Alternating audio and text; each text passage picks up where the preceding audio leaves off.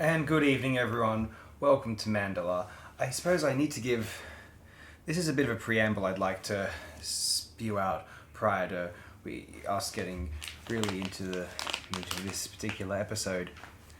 So, just some context that you may or may not be aware of, all of you listening. We live in what canon is occasionally referred to as a dimension labelled Alternative 229. In our world, which we'll too refer to as Alternative 229, a series of events led Nazi scientists during the Second World War to work harder at developing nuclear weapons, as opposed to developing a host body for the Leoigor, the many-angled ones, presuming a similar result might occur wherein they might swarm into our sector of space upon a nuclear holocaust, say. Of course, we all know how the war would turn out. This is totally distinct from, say, Alternative 23, whose superhumans developed in the wake of the mastermind incursion of the Second World War, and what could be dubbed then Dr. Payne's generation of tigers, this generation of superhumans which delivered the contribution which was really most significant in halting the possessed Alternative 230 Maximan's attempt at enabling the alignment in favour of the Leoigor.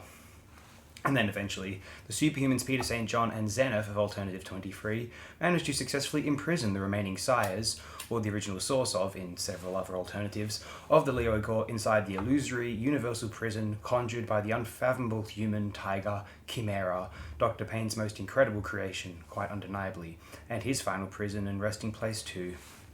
In this universe we are broadcasting, in which I have originated from, Alternative 229, a prototype of the Masterman serum was smuggled into the United Kingdom toward the end of the war by a unit of spies, and so Dr. Michael Payne wound up developing a superhuman tigers initiative, albeit one much less funded than, say, Alternative 23's. Payne ultimately found it easier to undertake his experiment in Australia for a variety of bureaucratic and logistical reasons, but the project was still funded by the UK's defence departments.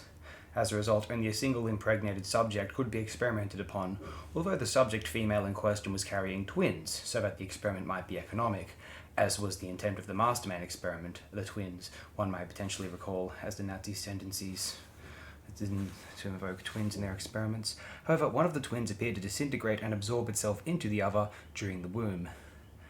The resulting baby might have been the equivalent of Alternative 23's Lux, and the vanquished twin was a chimera, placing itself within its siblings so that it might imprison any trace of the emerging factors that enable the many-angled ones. I was that surviving Lux equivalent baby, and only recently discovered the existence of other alternatives, and only when our dimension of Earth was visited by Peter St. John, once known during the, though much similar to our own, Beatles, Twiggy, Vietnam and all, 1960s, as, yes, Mandala. Meeting up with St. John, I learned very much, and that the events had been implanted in the mind of a younger man of our alternative, who had chronicled it all in a comic book named Xenoph. Two previous attempts to channel it from St. John had been ultimately inaccurate, resulting in Xenoph being considered a conscious knockoff of some other properties, somewhat unfairly. St. John was searching for other dimensions with which some of his fellow Tory cabinet members could own property without having to pay any imposing taxes, and more than many MPs were interested in this covert venture as well. It was to make him even more popular in British Parliament, and without having to rely on his hypnotic powers of persuasion either to ease one's conscience. Also, St. John figured he wanted to help out the heroic superhuman, one of the only survivors of the Crisis on Infinite Alternatives alignment incident, who had stayed on Alternative 23 to not be seduced by the many-angled ones, partly because he couldn't. He was, after all, a robot, rather. Acid House, Techno, Jungle, D&B, but after the 90s, Acid Archie found himself struggling to sell as many records or tickets as he had in the past, and so St. John figured to sate Archie's excitement and spare his world a prospective rampage involving hallucinogens and maybe even dinosaurs, he would open up a brand new market, which would be delivering Archie fans for years and decades to come, and was, of course, our Alternative 229. Now, accompanying Acid Archie as the supporting actor on his second tour of Alternative 229's Earth, bound to be even more wildly successful than the monumental first, is that punk first, superhuman second, Domino. Domino's death, at the hands of Alternative 23's Lux, I'm ashamed to learn, had only occurred in the Chimera-induced illusory universal prison arranged by St. John. So Domino, originally from Universe 88, as was Acid Archie, lives to espouse the values of punk in whatever alternative isn't willing or able to shoot him dead for it, and although we have our personal disagreements owing to my choosing to delay this show from its initial planned recording during last week, we have Domino joining us here now as our guest on a show which I had named in the first place in honour of Sir St. John, of course. This is Mandala, everyone. And how are you today, Mr. Domino? And how do you feel about the state of punk in this world, our alternative 229? Well, to be honest, I think punk might have peaked with the skiffle movement of the UK in the 1950s. And then perhaps maybe Radio Birdman, because I was there in some sort of time machine in 1976. And what they say is true. It was a cult, and it was a lot of fun, and we destroyed the city. But as far as that, I think punk might have died with Michael Jackson's Thriller, After that, it just wasn't the same again. You were quoted in though this took place in the Chimera dimension, which was the illusory prison constructed by Chimera in conjunction with St. John. You were quoted as claiming the Pistols on CD. What's it come to? You still stand by that sentiment? Definitely. Did you see that reunion tour? Shame. Yeah, no, I did. And then, maybe really being punk is to say that it was a great tour, though. You never know. Maybe selling out is the punk thing to do. Well, you know what I was very, very curious about? I really appreciated you delivering 5 albums for me to listen to, and then we could discuss them here today. All punk rock as well, yeah. Well, one of them, I suspect one of them was insisted upon by Archie, if you don't mind my saying. Yeah, Archie's a guy who secretly, he found the tapes that it was recorded on in the dumpster of the BBC. Well, I'll get to that later. Yeah, there's no stopping Archie. We all know that. Sir John and Zenith know that. That's why he's here, He's the original paranoid android, even though he came after. Yeah, he's a champ. Well, no, he came before because he was featured in these comic books of the 1950s, which we know them as comic books in Alternative 229, in Alternative 88, of course. Robot Archie was going around Africa. Reappropriated in Zenith, I guess. In Alternative, yes, during the Crisis on Infinite Alignments. Anyway, so I was curious as to where we get to, for instance, where's the motivation for one to choose Psychedelic Furs, Talk, Talk, Talk? Please, the title of this album. Well, it was inspired by your preamble. Nah, I'm just kidding. It was inspired by the band Talk Talk, and I was thinking, how many more talks could a talk have? And I don't know, it's tough to pick the greatest album ever to open a show, because where can you go from there? And I don't know, on some days I just feel that this is the greatest album ever. Oh wow. It's it's obviously not, but it's just a neat little slice of all these sort of strangely melodic and poppy post-punk songs. Though it's very much pretty much every song on the album is killer, and some are obviously more melodic than others. One thing I should preface is that I only ever heard the American track listing of this album, because that's the one that's available on streams. So I never realized that the British track listing is actually in a completely different sequence.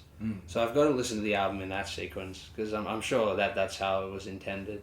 It's weird how they would do that with British albums, even in through the 80s, We all know it was a staple of the 60s. We know that there were, the singles which were not on Stone's LPs in the UK, as, the singles, people bought singles as distinct from LPs in the UK. It was a different market compared to America, and so singles, say Satisfaction and whatever have you. I know the equivalent of Aftermath had a different track list. Cover illustration for Photograph, for example. And then I guess they still did that with the Clash. Early Clash records had different track lists. I think Nevermind the Bollocks was slightly different, right? Yeah, that probably was too. Yeah. I'm sure that album's had a bunch of different re-releases.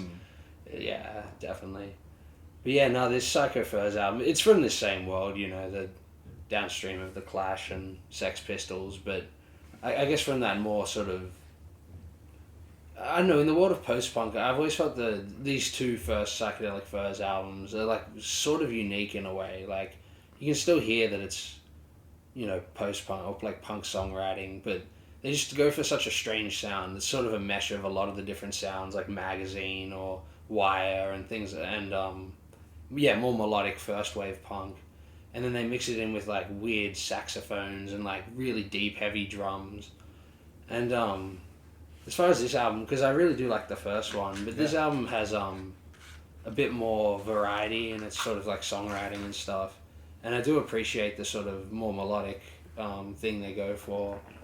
Because the first album has touches of it, but it's and when it is sort of melodic, it's a bit like, you know, what would later be something like the Stone Roses or something. It has a similar sort of feel to that.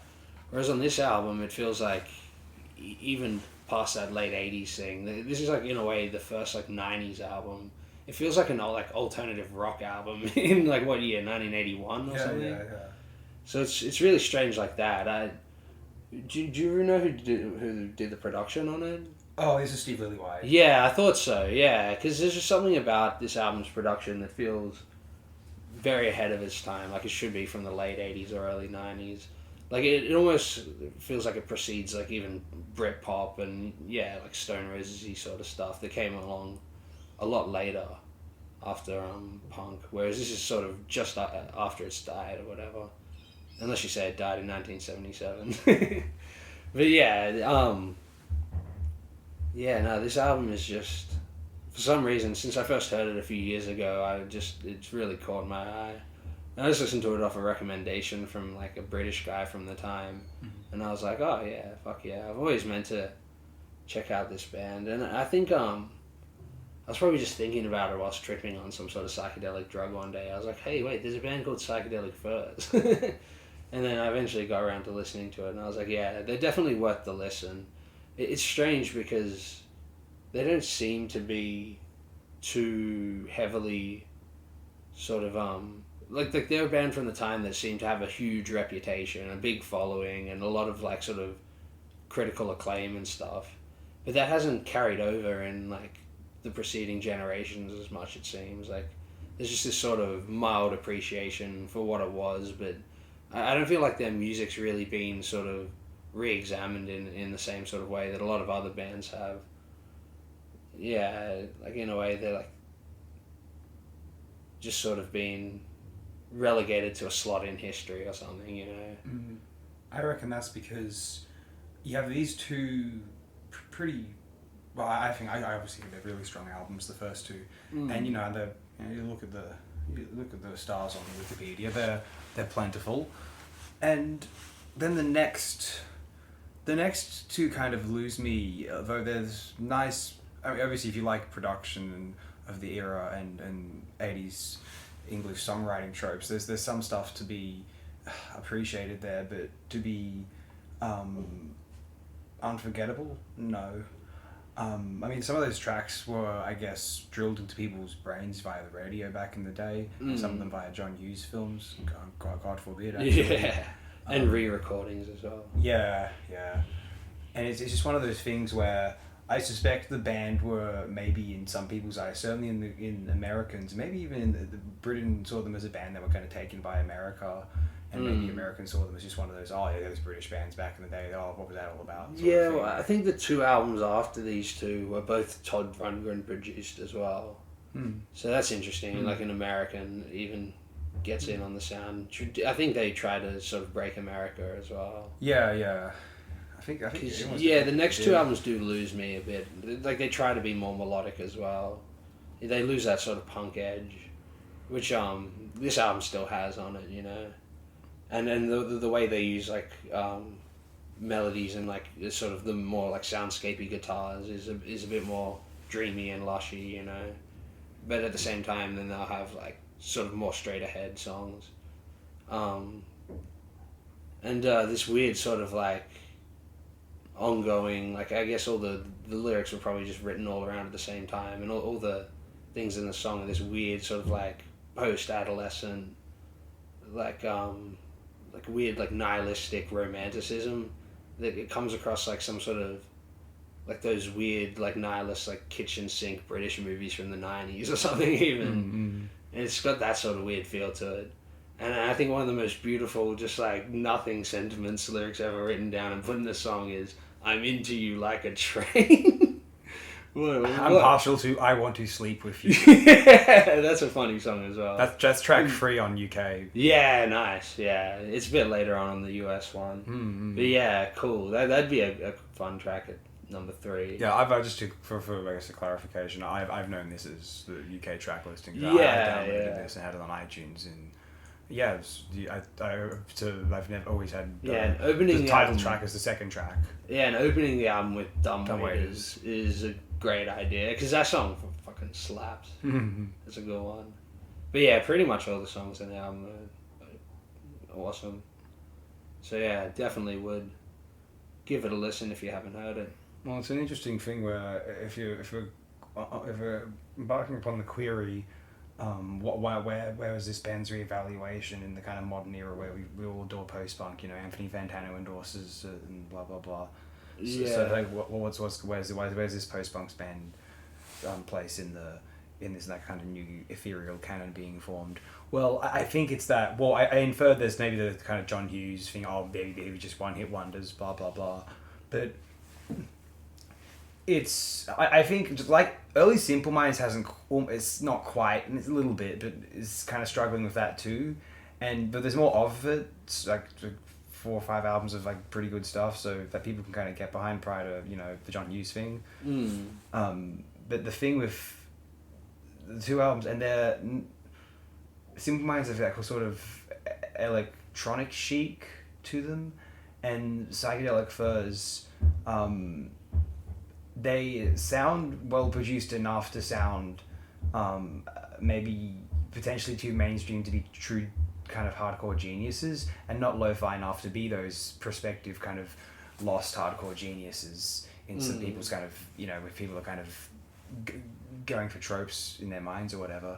So it's I guess it's almost like for me, I think the first 2 U2 albums are really strong, and I think some people, if this was a band that obviously the production against Steve Lillywhite is too kind of hi-fi to really truly kind of imagine this scenario, but if this was some lost band that never made it, imagine that, U2, you could rediscover some of these tracks maybe as demos and be like, oh wow, this is really cool. And I feel like but that moment never really arrives of a band like U2 because of all the nonsense afterward, and I maybe a slightly similar aroma from the reputation of Psych Furs, because I think the first 2 albums are stellar. I might prefer the first one slightly. I'm partial to the opening track India, and just the general mood it gives the rest of the piece. Yeah. But I definitely think this is a pretty stellar. That one is more sort of cohesive sound, and it's sort of all the songs carry the same sort of flavor, whereas this one has a bit more variety. Oh hey everyone, if you want like an interesting distillation where the split between the categories of post-punk and new wave, like what inspires these as 2 different terms, try listening to the tropes on the first the self-titled Psychedelic Furs album, and try listening to some of the tropes on once they've gotten some success and trying to be a bit more accessible but still grounded in a certain seriousness of punk rock inspired songwriting. Try Talk Talk Talk. Would you agree with that statement? Yeah, that's a good distinction, definitely. Or the first being post-punk and this one being new wave. Or definitely. if you want to see it in a more techno-aesthetic visual filmic context, punk rock, Mad Max, post-punk, Road Warrior, new wave, Beyond Thunderdome. Yeah. And the more contemporary sort of anarchic revivals, such as maybe an album or 2 I'll be discussing later, Fury Road. Haven't seen Furiosa spin-off yet. I can't comment on that. Maybe Slater Kinney, hopefully. That'd be pretty sweet if that's the case. But who knows? Anyway, carry on. Oh no, I'm sorry for this album. Oh, excuse me. I thought I cut you off. So No. If you want to head to the next one. Well, yes, because it's interesting to reference the phenomenon of punk and this idea of music recordings being not just tools for leisure, something you go home and listen to with your CD system like Patrick Bateman and go, for some alcoholic spirit, this is nice. I guess that still is a function. What I'm talking about is the idea of a music album as an intensifier. And the idea I was talking about, Eric Satie's concept of furniture music, which I talked about last show in regard to ambient music and specifically Tangerine Dream's Phaedra, this is music that's also serving as specifically maybe an intensifier, a tool more so than the more formal, vaguely or outright intellectual appreciation which classical music sort of beckons from a lot of listeners, and certainly did over the centuries. Rock music, especially considered via the mods. I'm getting this idea via K-punk, just so everyone's knows. Yeah, you stole that from K-punk. I steal everything from K-punk, and I'm very happy about that. Maybe I'll get some new ideas by the time I'm his age. Who knows? 30 something. But mods in the 60s in Britain, consuming caffeine, drugs, and sex to kind of just unleash the inner Martian. And the rock records they were another one of these intensifiers. It wasn't just, sitting back listening to and just say, yeah, it was a really cool solo there. It was part of the psychosomatic ritual, an intensifier. And the genre which this particular release, this is Bongboat by Nug, the genre that this was listed in bold on the RYM was ambient dub. And now I'm starting to think, I think ambient dub is a perfect fusion of two different worlds of intensifiers. Furniture music as an intensifier, ambient music as that is, and rock/punk as an intensifier. Now, but because you have to understand dub as put forth by Condor Eschen, I don't know if he's the first, is the sensation of feeling plucked from time and culture, a displaced diaspora, being removed like an alien abductee from place and identity. And this is, of course, the experience of the descendants of African slaves, in this case in the United Kingdom. And the descendants of this diaspora, and some of them more recent in the 20th century after the Second World War, coming from the West Indies, Caribbean, Jamaica, etc., that the sensation that this generation of young people was looking for, and also roughly at the same age in the circumstances, some of the punks, they were searching for something, kind of conjuring something musically similar to, it's a stepbrother, if you will, of that punk immediacy of the late 70s. That's what we can understand. I've developed in Jamaica, obviously, but the specific mutation, if you will, with the strain within the United Kingdom.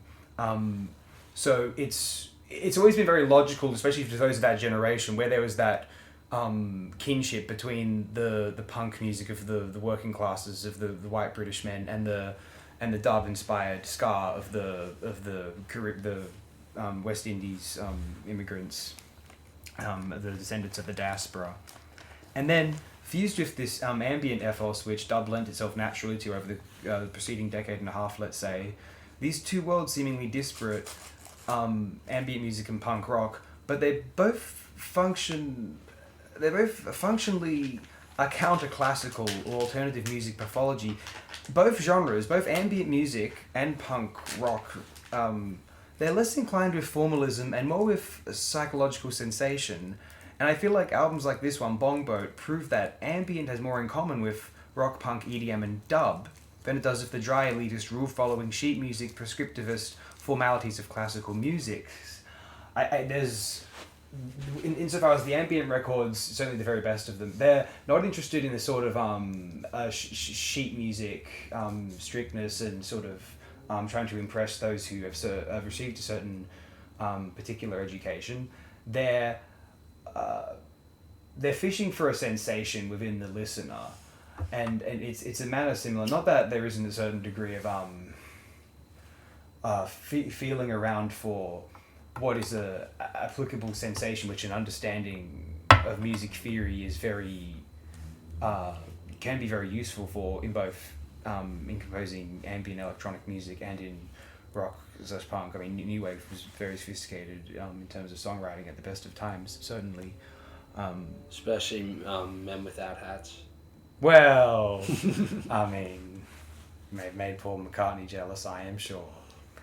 But no, what was very brilliant, I think, in particular about this particular Nug's Bongboat, when the genre has built up to a point wherein, in the ambient music specifically, they're the subtle soundtrack of the contemporary data of consciousness. This is a term I'm borrowing from John Luke Goddard's review contemporary to the release of the film of Alfred Hitchcock's 1956 feature, The Wrong Man. Data of consciousness, so a stream of knowledge and information so seamless and ubiquitous that sometimes it takes music of this sort, or cinema in the case of Goddard's text, of this sort to reorient one to the initial existence of these internal neurological processes. What Tangerine Dream and Phaedra were to that era of, that age of Aquarius moment of the late 60s and early 70s, this is to that highly, but subtly because we're so imbued with it. It's like we forgot we were on a trip. And I think the music which has been composed for this release kind of effectively reorient one to this highly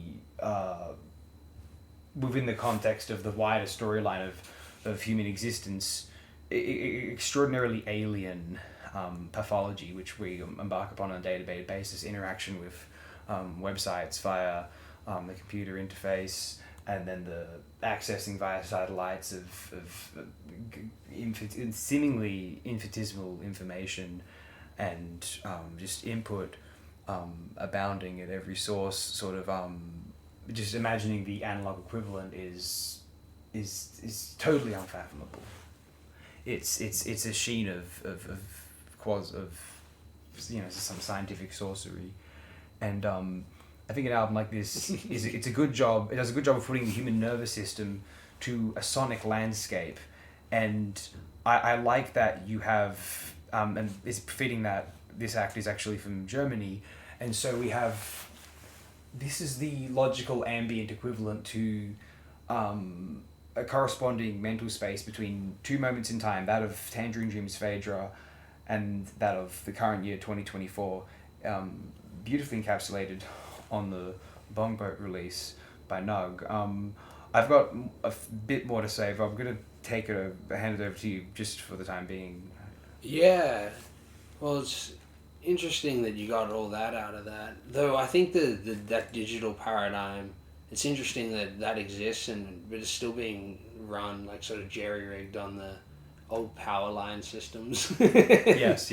And sort of it's just built on what is now very archaic infrastructure. Yeah, I guess that's a corresponding metaphor for some forms, because this is still very 90s in a way. And it's a corresponding metaphor for this album as well, because I felt it was a bit more sort of the sort of sonic thematics I was getting from it sort of were more environmental, almost like field recordings. I thought it was very apt that it has long stretches of sort of minimalist electronic sort of percussion, and then it'll coming with all these crescendos and stuff of sort of ambient sound and stuff like that. Yeah. And then, in sort of waves, and then it draws itself out at the end with cicada noises. So it sort of slowly moves from the very electronic into the organic. It was an interesting album. Yeah, like I said, it was interesting you got all that out of it, because at the end I was like, it's how many releases does this artist have? This is only their second ever. Yeah, because it feels like it's a vision and an idea that's just not quite, the secret sauce just hasn't happened yet. There's so much potential for growth, because there was just maybe only one real sort of moment of sublimity to the sort of soundscape in it, where I think there was a little moment where you just hear this voice from a distant echo just go, "Help!" or something like that, and it's weaved into the electronics in such a natural way, and that was a really nice sort of touch to the sort of the sort of climatic part of the album. About 3/4 through, I think it happened. So they have a clear sort of ear or vision for sort of narrative sonic storytelling in a way, which is sort of in my mind a good sign for releases down the track. It seems like there's someone incredibly competent behind the wheel. So it's an interesting album. I very much am fascinated by it as the kind of as using it as a kind of a cross section between moments in history, and particularly the German electronic music tradition, between something we're 40 years on from Phaedra now, 50. Yeah, it's Yeah, probably. And this is, and 74 Yeah, to 24 now, and I find it,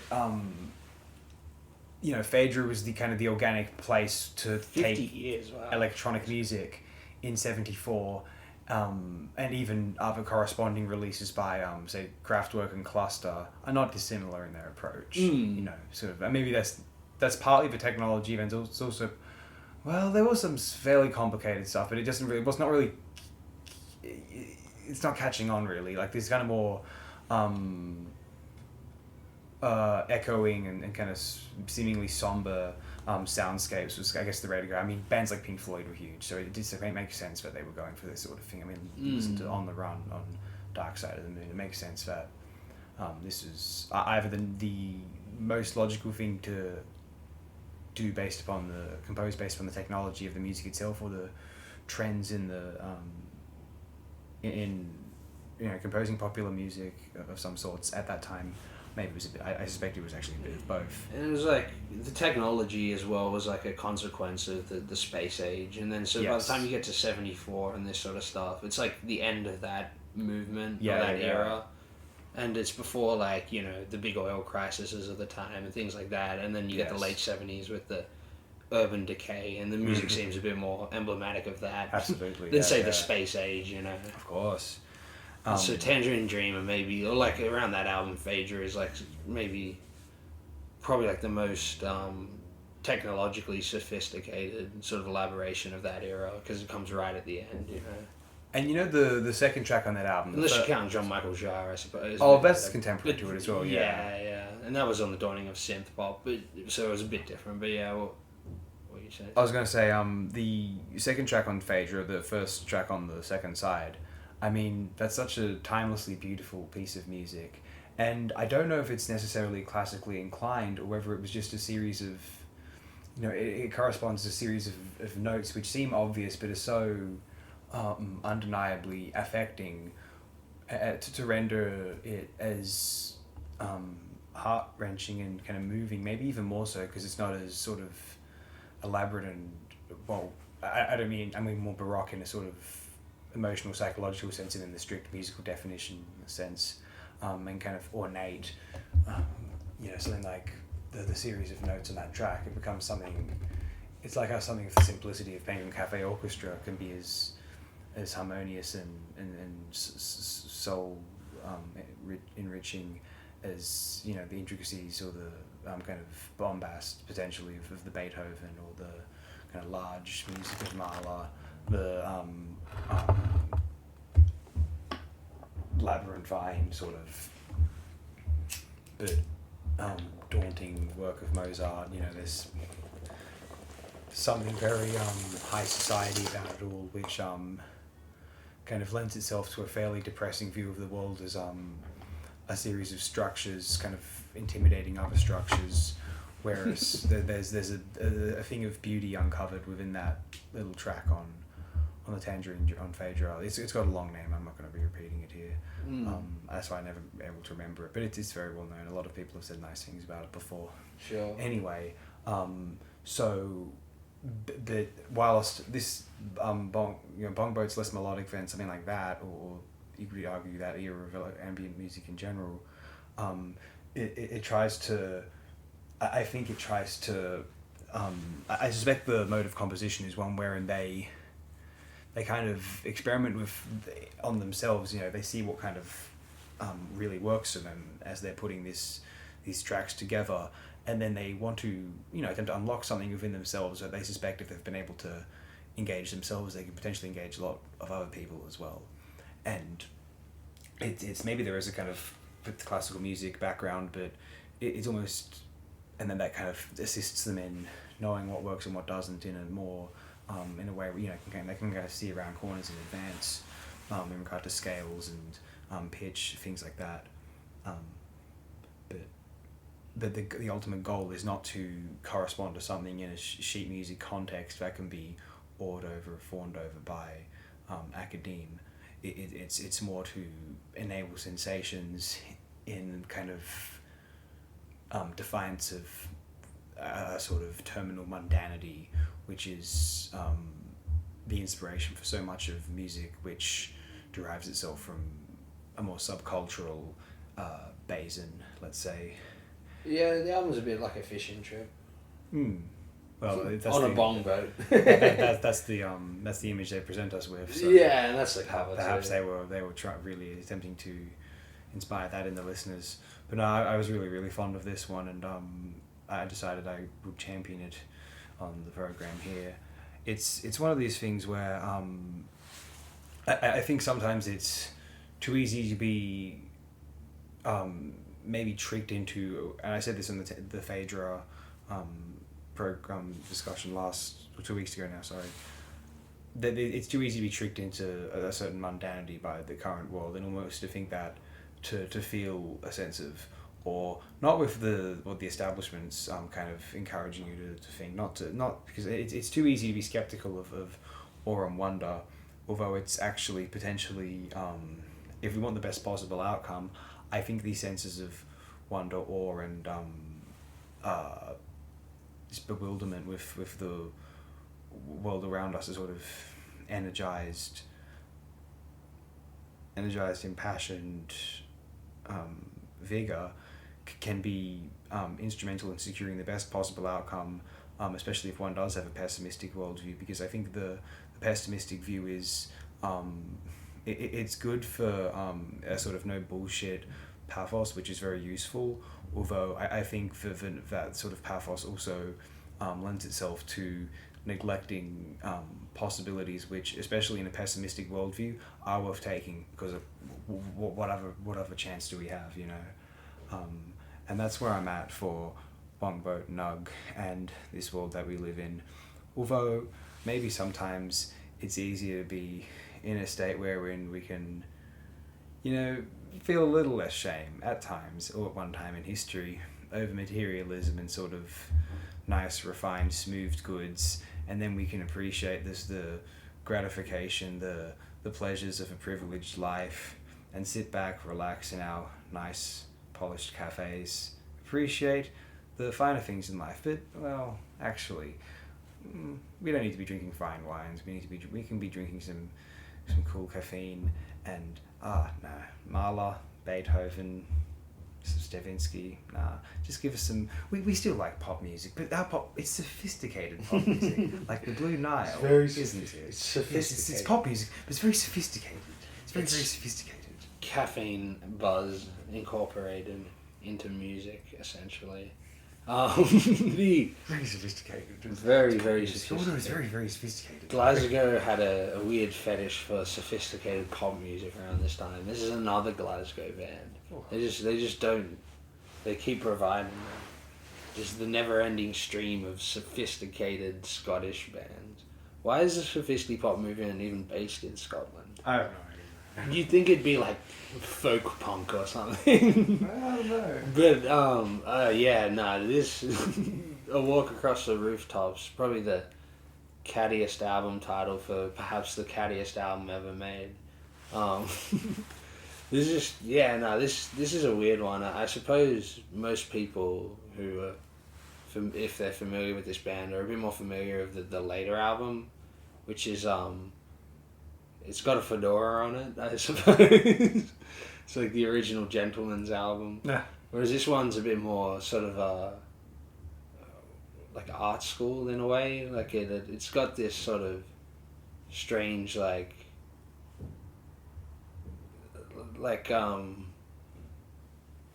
similar to, I suppose, Simple Minds, like a strange like romanticism for like continental Europe, or I guess France, I would most likely guess.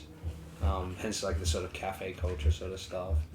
And this album's sort of swimming in that, but it's a weird case of being like incredibly well produced, sort of like minimal sparse pop music made by like amateurs. Apparently they all came from like sort of punk bands and stuff, I guess, or like were a bit late to punk. Yeah. So they ended up making this sort of music in collaboration with like some like audio company, some like speaker company or something, who funded the album. It's so strange that you get all these like like pretty long, like, you know what? It's funny actually. There's a song on the album called "Stay," and you know what this album reminds me most of is Station to Station. Yeah, I thought you were going to go there when you brought up Stay. Yeah, because like maybe they were just really big fans of that album because the album cover sort of isn't. yeah, it's a great album, and yeah, the album cover sort of resembles it, and it feels like a minimal like new wave take on that sort of sound, and some.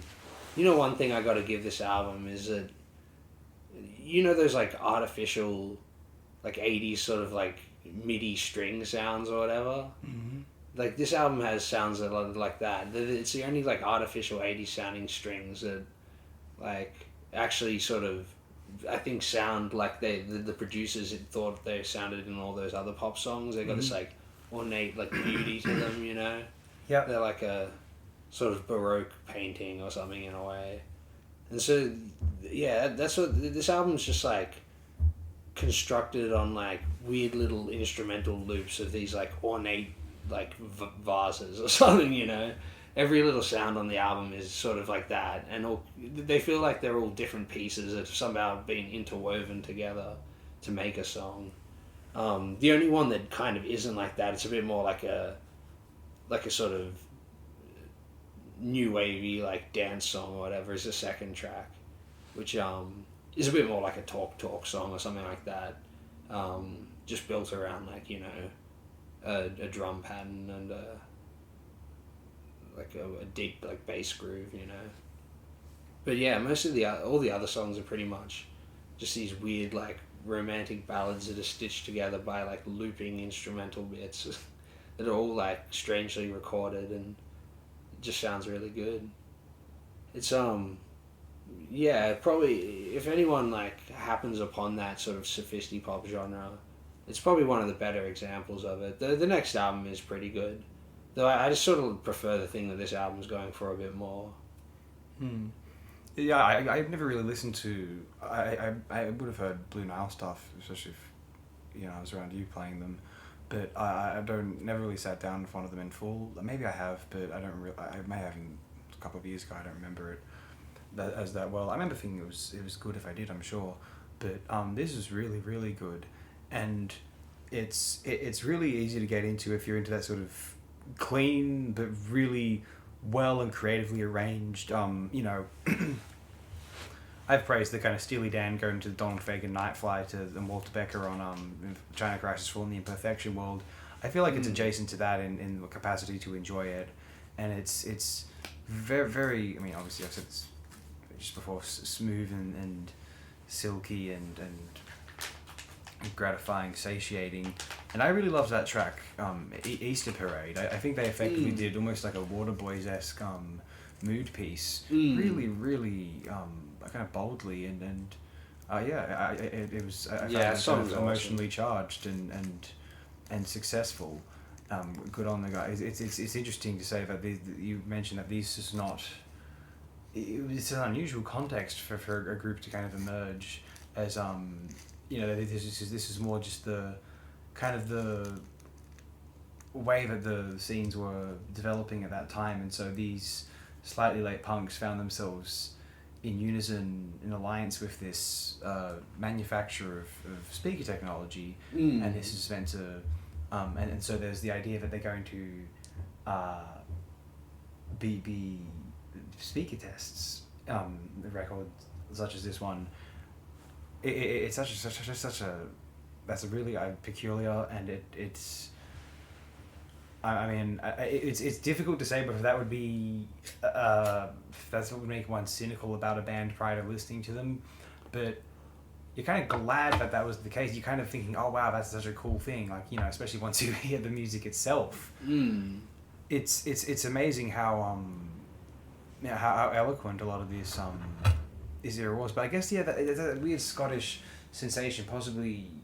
Yeah, it's that Jim Kerr thing of you know, he was, you know, from Glasgow, but on albums like Empires and Dance and New Gold Dream, it's like they're trying to be as almost un-Scottish as possible, and almost that's kind of, in retrospect, the very Scottish thing about them. and maybe it's worth. I just feel like I might. As opposed to like the Proclaimers, who are Yeah. too Scottish. That sort of thing, and I think maybe I'll share here something. This quote, you know, and this is referencing a band that Da da da da. that Domino famously wore a T-shirt of. Manic Street Preachers James Dean Bradfield. He said this of Empires and Dance, and just given that they're both Glasgow groups, I thought it might be interesting to share this, and maybe this applies to Blue Nile's take on continental Western Europe slightly as well. I've always liked records which are completely misinformed and displaced. They were aware that they were Scottish and trying to shun it. Anyway, that's why they tried to become really European, this dark, unemotive, industrial band, but in demographic/geographic terms, they were really confused, and that can produce brilliant records. I don't think the British look towards Europe in the rose-tinted way Americans do. We see it in Basil Fawlty-ish terms. I remember reading Jim Kerr going on about the Bader Meinhof Gang and the Red Brigade, and trying to make sense of all these conflicting ideologies. On musical terms, it really does make sense. The best bands manifest their lyrics into their... I don't know if this applies to Blue Nile so much. Maybe it does. I don't know We'll hear this out. The best bands manifest their lyrics into their music, and it really fucks me off when people don't realize that. Yeah. I don't know the Blue Nile's lyrics so well. They're okay. They're not like too intricate, but they suit the music. They're very appropriate for the music. They capture the flavor of the music very well. So and it works. Well, this is a group I was looking at. As I was inferring, I don't know a huge amount about the history of Blue Nile, but this is a group that didn't release the Hats is in 1989. Yeah, it's quite a few years later. And they didn't. Walk Across the Rooftops is 84. So for anyone listening, they didn't put out another album until 1996's Peace at Last, and I'm assuming any momentum they may have had. I don't know how successful these two records were, but yeah, I suppose I don't know if there was a hiatus or anything, but. Yeah, I don't know their biography, to be honest. And there's another album in 2004, and then that is it. So is this a group that just maybe they're just never as, because it seems like there's a lot of some acclaim attached to those two 80s albums now. Maybe that's more. Maybe they were acclaimed at the time, but they never quite. Yeah, they were never that big. Yeah, popularity that some other groups attained. No, apparently this album was like, I think according to like Wikipedia or something, it was like didn't sell, like it only sold a couple thousand copies at first, but then like from word of mouth it sort of sold steadily, and by the time apparently like Hats was released, it probably sold about like 90,000 copies or something. So it's not it wasn't a smash hit, and I'm not sure how big Hats was, probably a little bit bigger. But they were never like as big as say Simple Minds or even like an OMD or countless other English bands from the 80s or Scottish bands. Oh yeah. But they were sort of just always. I'm sure they were like local heroes in Glasgow or whatever. Yeah. But they never had like worldwide success or anything. Yeah, it's fascinating to hear that. Like it's. I mean, yeah, like plenty of groups from that time.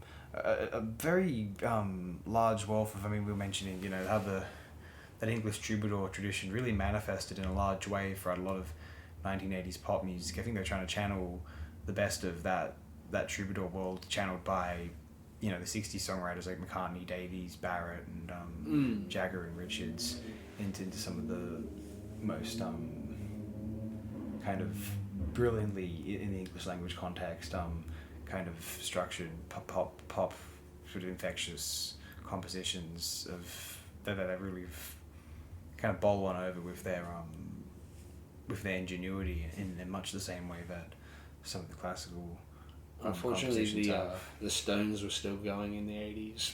That is the unfortunate thing. A lot of the bands and the groups that we mentioned about the Kinks too, kind of still still making music. It didn't really work out. The Kinks in there. Well, the Who's, some of the Who's, like I Love You Better You Bet, like that's a winner. And I love Eminem's Front too. Song.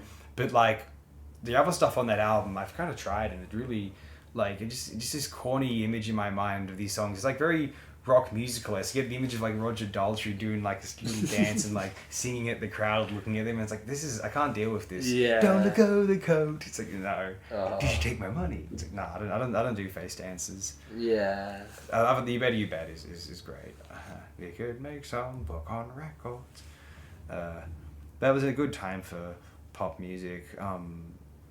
But now it's there's an interesting movement going on over the last 10 odd years as well, actually, of something I was discussing for the previous album of mine.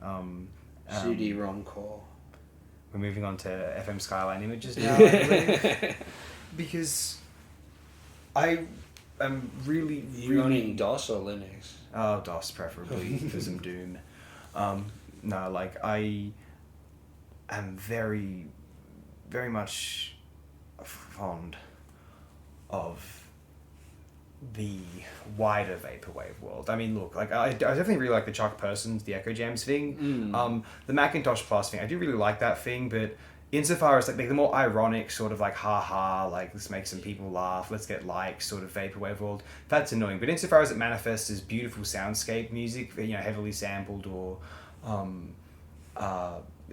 reliant on loops, it might be. And it could just be Jams seamless. is like avant-garde as well. And that was 2010, which is very early. Like, people didn't know about it at the time. Like, Yeah. whereas I think Macintosh made a slight splash, and then it just became, you know, everyone kind of joking each other off. Whether the music, I'm not saying, it's not a comment on you know, quality of Floral Shop, which I do think it's a lot of fun to listen to. Not gonna lie. But Yeah, it's similar to. It was like the successor to In the Aeroplane Over I was the just Sea. thinking. Well, I was It was like wondering the, if it you was were like the gonna say that, next yeah. meme album. You know? Yeah, and I do like him. But it's a really good album. It's a similar case with the weird fandom around those albums at that time. Yeah. And so as someone who loves ambient music, I think some of the most interesting, or maybe the organic next kind of evolutionary soup of these artists is from that kind of vaporwave context. Well, basically, if we're considering vaporwave to be material that might be uploaded by the YouTube channel Vapor Memory, and though it is true, like a lot of these vapor, or kind of these sort of artists I'm referring to, they do try to invoke memory, sort of lost places in time, a sort of ambient, vaguely pre 9/11 or pre social media That's the mission statement of the movement. Yeah, and a lot of them seem to be evoking that in one way or another, whether they're directly attached to any particular release from Chuck Persons or Macintosh Plus or whichever. And though this group that I'm referring to now, this FM Skyline artist, they do seem to be very in line with that sort of world. You know, the albums Deluxe Memory Suite, Earth Sim, Vapor, MIDI, Muzak, Advanced Memory Suite. I think they are downstream of that sort of like, you know, dreamlike shopping mall sort of aesthetic, you know, Kmart in the 80s and 90s sort of thing. Although what struck me about this particular release, Images, I don't know if I'm strictly familiar with I've listened to a lot of this stuff here and there, like Vapor albums in general, and I'm just gonna say I assume I've listened to some of these FM Skyline albums, or albums that are very much similar to it, certainly with almost identical artwork, frankly. But this Images release, it's more of the exploring, recreating, recomposing the sonics of the, as you just the CD-ROM era of the 1990s and like very early 21st century 2000s. Yeah. And kind of generating these gorgeous idyllic soundscapes out of this, and it's kind of easy listening, free of lyrical banality or the capitalist ideology of Muzak of the later 20th century produced for the shopping malls. And when I listen to this album for the first time, I feel, in the best possible way, I feel like I've heard this before. Which is to say they're such a priori enchanting melodies. They're so... forget invoking the late 20th century, although there is that moment where there's very simple MIDIs people are composing in the late 20th century are trying to get the most fundamental things out of a reaction, you know what I mean? Like just something very basic and very, I was going to bring this up maybe a bit later if we've been discussing FM Skyline, but Images, but I just bring it up now. You know how, I mean, this is, I guess, a piece of music with some classical inspiration, but it is meant to be very simple, straightforward, and does have a certain, well, because it is from that era. I'm talking about, remember in the video game Super Mario 64, when you approach the piranha plant enemy, he's actually sleeping initially, and there's this piano lullaby which kind of mutes everything else in the soundtrack, including most of the sound effects, and it drowns out and dun dun dun dun dun dun dun dun dun, and it's why I bring that up is because it makes me think of this era that the album is invoking, and a lot of the albums of its ilk are invoking. There was a sort of a new consensus, simplicity, sheen, utopian visage, which was they're attempting to construct for the 21st century, and cynicism eventually came to take hold, I guess, in a lot of people's eyes, a lot of people's minds.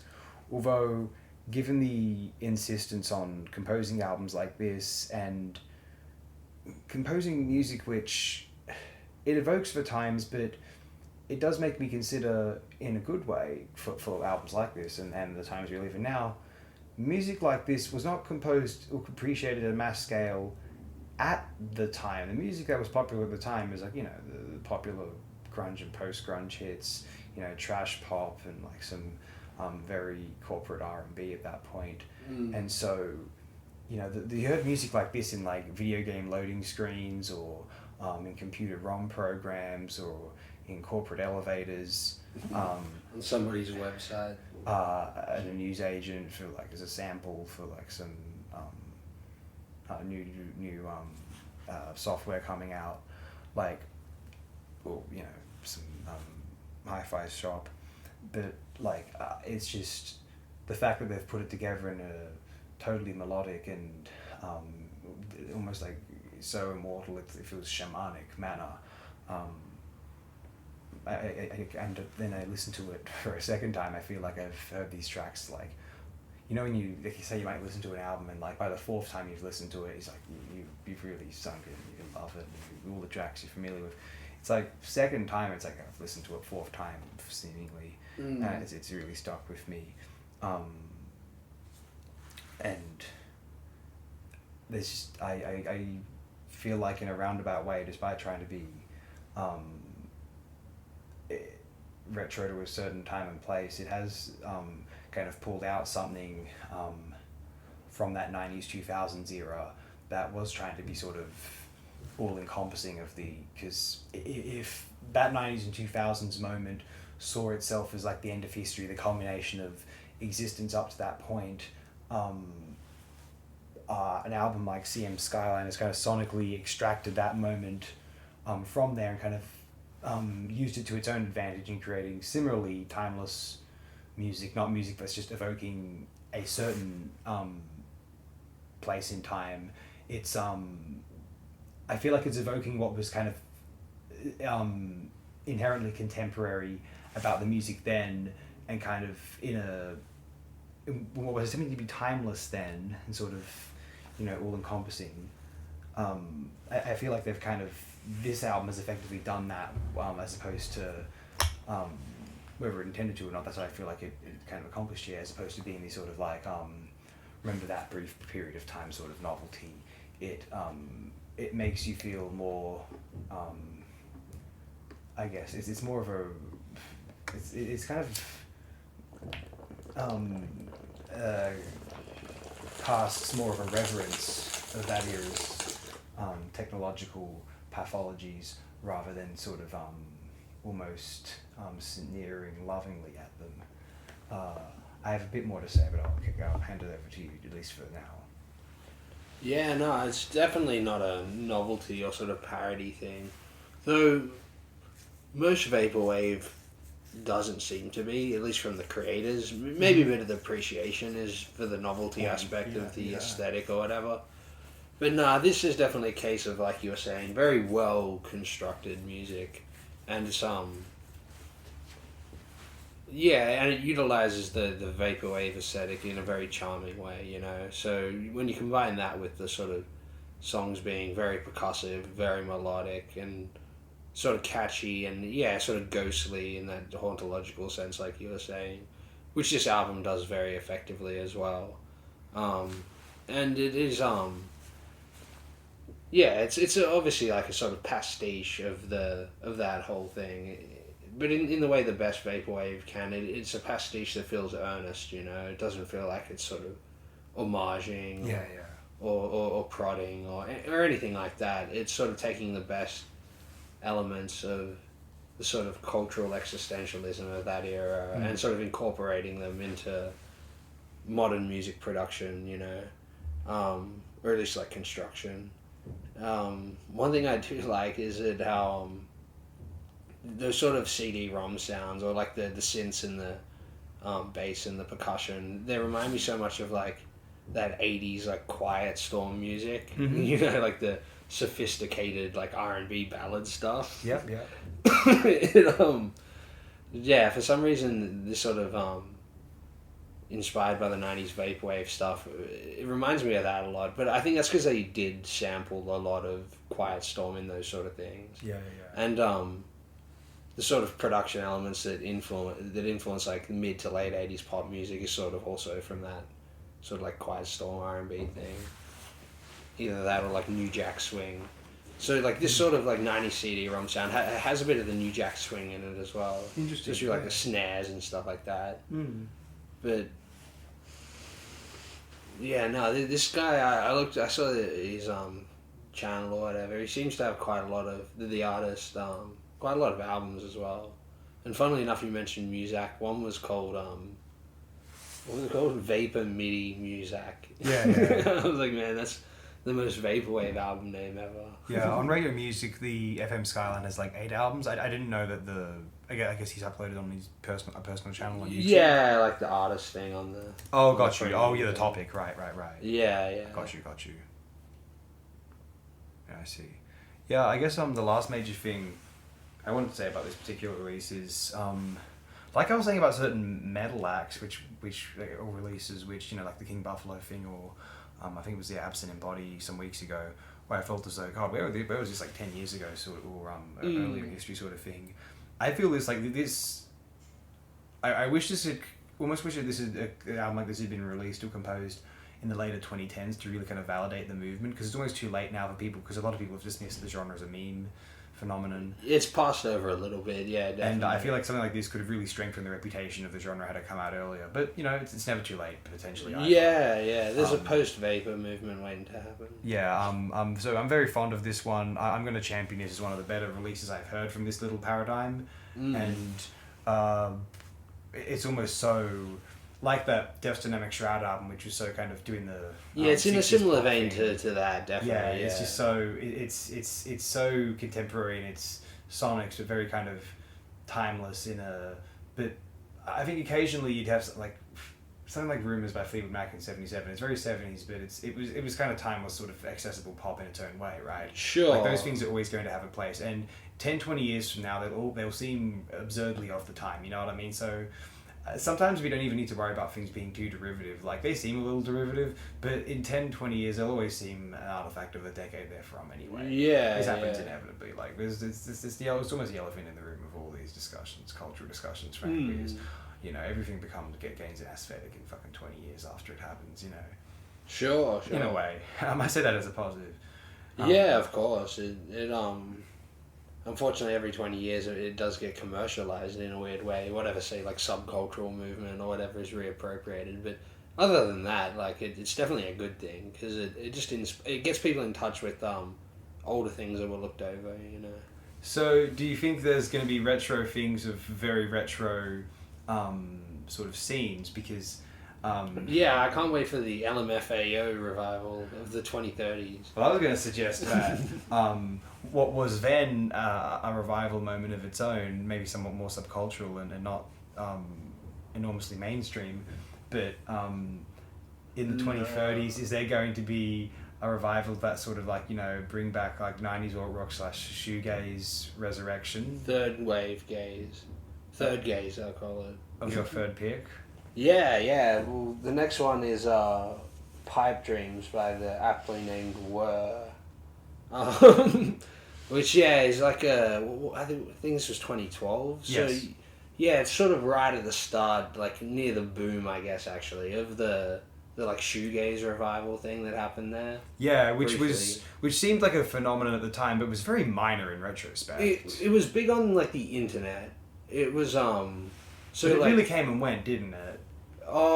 yeah, it was never like huge in the first place. It was Point. it was mostly like similar to the initial shoegaze wave, I suppose, like just mostly like localized scenes that had just like I suppose started out of like the popularity of like My Bloody Valentine essentially. Yeah, I mean that they had like real national attention, at least over in the UK and Ireland at one time. I don't know if Yeah. maybe there were some equivalent acts, but there's just a lot of just guitar music just did not seem to be close to the mainstream at this time in history. No, not really. Yeah, it was Compared to mostly through like yeah, just small like local gigs that were sort of propped up by like a internet subcultural thing. Yeah. Facebook and thing, yeah. Yeah, and it sort of just came out of the indie rock scene, mostly from America, I guess, because like I suppose it's the first time that America really got shoegaze. like, Well, they had Dream Pop, which those bands are lumped together in a way retroactively, like Galaxy 500 and stuff. Yeah, like there are definitely touches of dream pop and shoegaze in each of like bands from each of those genres. So there is a bit of a crossover there, I do suppose. And something like this is also downstream of that like sort of college rock REM sort of thing from the 80s and that sort of stuff too. Which that sort of like alternative rock was like really tied into the shoegaze scene as well. Especially the shoegaze bands that got most popular. They were a bit more traditional with their like alternative rock songwriting, like pop songwriting or whatever. Whereas something like this is, Pipe Dreams is more in the vein of like an MBV. Like it's these sort of melodic pop songs and also I guess like dirgy like strumming like sort of like journeys or whatever. Yeah. That sort of are just sort of hidden behind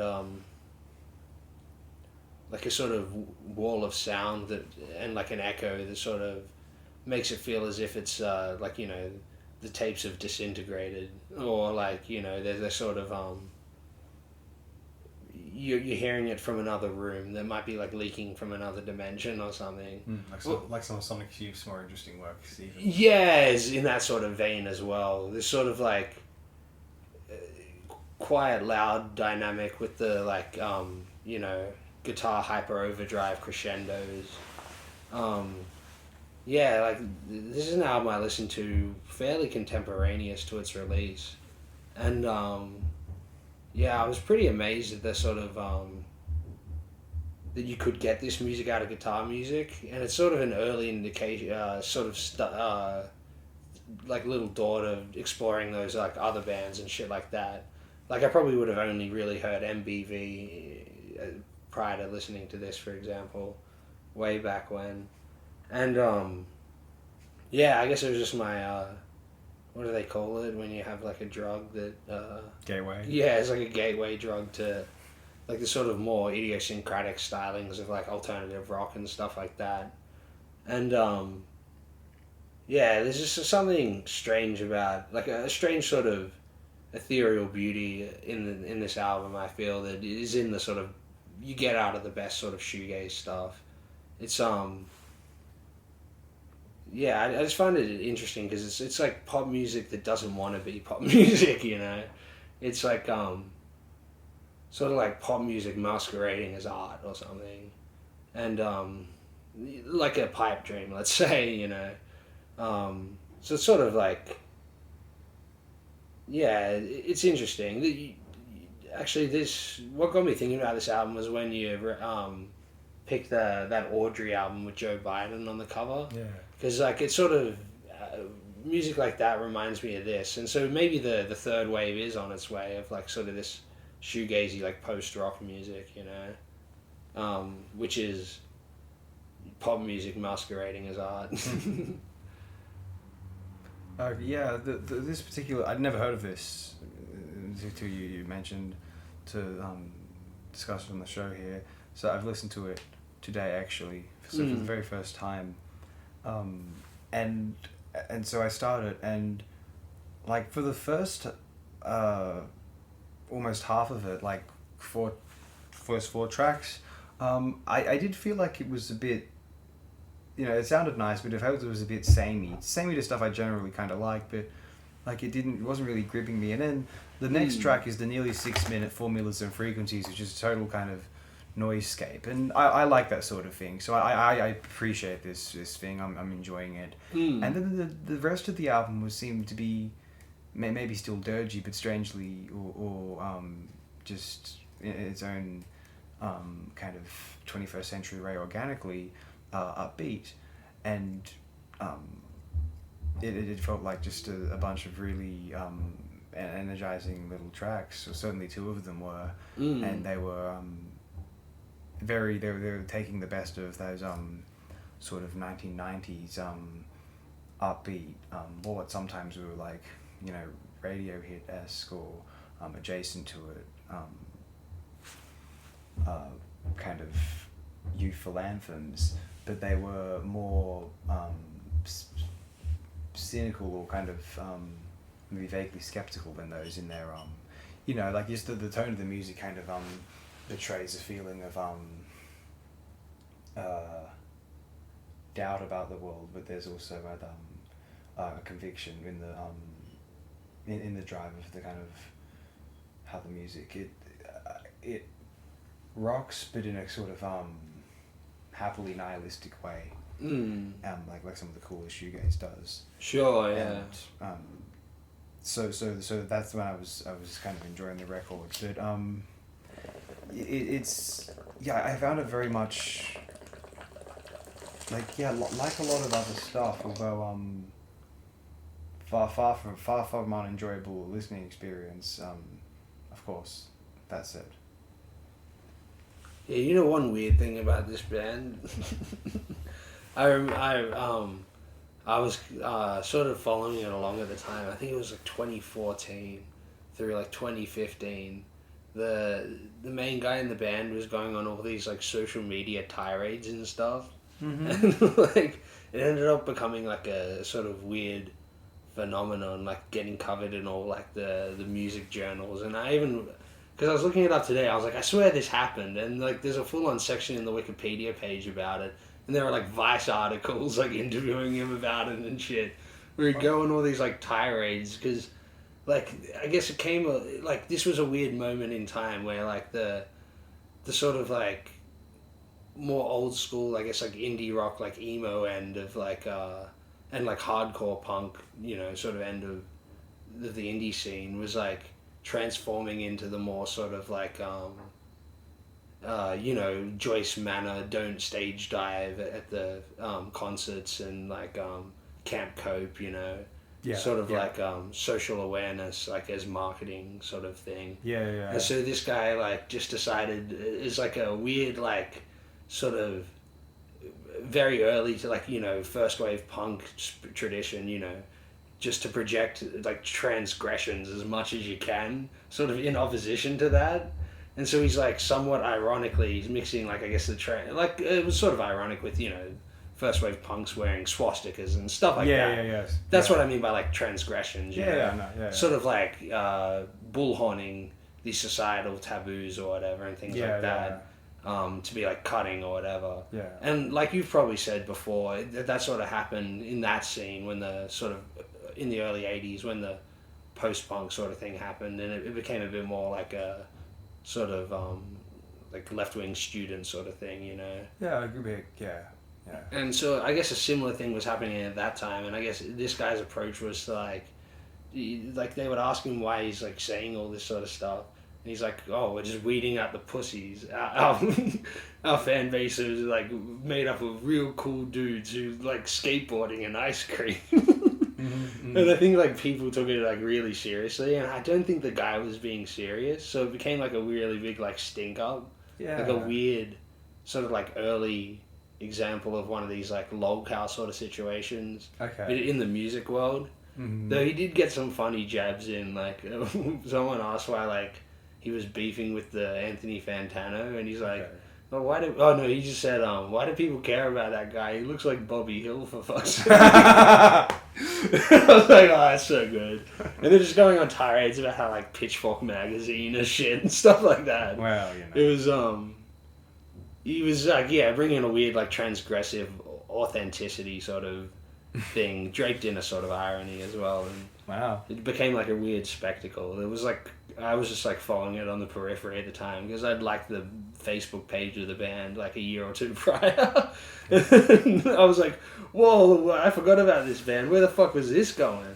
Gee, And wow. so, in a way, yeah, this album and this band's always stuck in my mind because of that guy's, like, weird social media tirades as well. Yeah, when I listen to this album again, I'm like, yeah, no, it makes sense. Because it's, yeah, fairly transgressive music, and it's pretty out there. And not, like, nice music for the nice people. In a way that something like Joyce Manor or Camp Cope is trying to be. You know, it's trying to be this, like, edgy thing that's nice music for the nice people at the same time, and I don't know. Yeah, I mean, I got nothing against Camp Cope. Like, full disclosure, I actually one of the band members I actually was co-workers with a couple of their family members at one point. Oh, and yeah. Phenomenally nice people, and I Sure. have no doubt that. Oh, well, that they band are as doesn't well. really even exist anymore, I don't think. Okay, right. When was the last time you heard from that? Yeah, and so yeah, but I get what you mean in that, like, we're at a point now, especially generationally, where, like, our parents' generation kind of like that sort of, like, you know, bitter sort of edgy sort of, you know, girl punk music, because that sort of thing was, especially in Australia, sort of, you know, pretty popular at one time. And so, like, while I still appreciate it for, like, you know, I mean, maybe there are some parts of Sydney where that music is still considered edgy, you know, in the more expensive parts of Sydney, but I don't know, even then I'm not really sure. Just because, like, everyone wants to kind of, you know, be cool and pose, and it's easy to do that. You just go on the internet, find out what's cool, and then pose as it. It's not that hard to be out of touch, or at least, I mean, it's easy to be out of touch, but it's Especially if hard not to know what to try and, like, pretend to be, at least, you know. I don't know. But again, I guess the point I'm making is that music can reach a point where if it's just sort of, sometimes the sentiment becomes, in a good way, to be honest, in my opinion, the norm. And then the kind of sonic abrasion sort of disappears because people just think that's kind of a novelty of the time, or like something for leisure. But I think people disregard the sort of reorienting, intensifying potential of this sort of music, because, like I say in previous shows, like, I find music considered avant-garde, like, more interesting than verse-chorus music, because verse-chorus music gets predictable and has, like, a maybe slightly short attention span, you know, coming of age in 21st century kind of young guy. Like, you know, Henry Cow is, like, fucking, you know, captivating, you know, and I can get bored of, you know, like, verse-chorus sort of, like, mainstream pop from any decade by comparison. Like, that's just is what it is. Henry Cow made an album like, say, Gentle Giant's last album, or Henry Cow made, like, their own version of Love Beach. Henry Cow is so brilliant that it would actually be a good album still. And, like, Love Beach ain't that bad. I'd rather listen to Love Beach than the Works things. I mean, that's just because the Works things are really long. Sure, yeah. Maybe if you did the best of the Works things into one album, that's best. But to be fair, that's probably better than Love Beach. But yeah, that Gentle Giant stuff at the end is really depressing. Everything's so clean and easy. Like, just, nah. I don't know, man. I still occasionally see people on... To be fair, there's some people who have the entirely opposite viewpoint, but on Sea Tranquility or whatever, like, oh no, I like the later Gentle Giant albums. I don't know, and it's just like... But even for the genres that they're trying to be, they're like... If they're good examples of, like, the genres that they're going for, like... Look, I like 80s Genesis, like, not 90s Genesis at all, but, like... I like the 80s Genesis. Like, I think for what it was going for, which, yeah, was not The Lamb Lies Down on Broadway, I know, it was pretty great. It's questionable in the actually 83 and 86, to be honest, but, like, in terms of the first two, I'm a big fan. I guess the point I'm making is, like, I've got no problem with bands going pop if it's great pop, but it's just, you know, sometimes, as in the case of Gentle Giant, it was just really bad pop, and like it wasn't obvious that those guys weren't going to be able to write good pop. Like they were the most out there of the prog bands. They were the ones who didn't achieve commercial success, like really much at all. I don't know how. I have no idea how Gentle Giant put out like all those albums, because I'm just like, who was buying these? Like I'm really happy there's so many of them. Like Interview came out. Like how the fuck do you get a record contract to do like Interview? Yeah. Oh, it's a concept album about an interview. Okay, sure, guys. What? Like. I guess it's safe to say it was the 70s. Yeah, it's probably the same year as the War of the Worlds or something. It is around that time. Yeah, no, it's a good point actually. You brought up the post-hardcore moment earlier, how like things got more sophisticated and kind of socially aware or kind of existentially astute, say in the as opposed to sort of slacker kind of sort of hippie descendant sort of goof off or whatever. Yeah. And that makes me, and the reason I bring up post-hardcore is because that's what my next, the next release I'm discussing is labelled as here. Yeah. In bold is post-hardcore. Definitely post-hardcore. It reminded me Bit of the melodic hardcore. it reminded me of the aesthetics of the sort of some of the slowcore or maybe more sadcore of the early 90s. Because I mean, I guess this is some fairly up-tempo stuff in here. There's some slow stuff on here, but it makes you think of, I guess I'm not familiar enough with post-hardcore, or maybe the distinction between stuff like post-hardcore and sadcore is more blurry than I realise. But I guess in any instance, what happens on Cancionera de los Cielos, excuse me, from the artist Viva Belgrado is, I guess it's really illuminating at how ingenious that mold of post-hardcore, sadcore, almost post-rocky, exemplified by acts like, say, Red House Painters, or we were discussing Audrey not that long ago on the show. This particular sonic world of guitar-based rock music, it's in a time when, I mean, sometimes necessarily in these genres you find yourself focusing on the instrumental aspect rather than the vocals and the lyrics anyway, just because sometimes the vocals are quite subdued, but not always, because I think that the vocals always seem very defined, at least to my memory. Ed Redhouse on the old Red House Painters albums, and oh yeah, they're put high in the mix. Exactly, yeah. Whereas this album is, Viva Belgrado, they're from Spain, so this is all in Spanish. I'm not understanding any of the words being sung, although one feels inevitably a sort of emotional conviction being kind of etched into these pieces, and so you're just taken by the kind of the force of the arrangements of the guitars, drums, and the bass. There's some other instruments thrown in there occasionally with some keys or maybe a horn instrument or two. The end result is it's this very powerful and engaging distillation of what I find really compelling musically about that sort of genre, and I guess it was one of the more complete sonically example, like in terms of the album format, examples of the genre.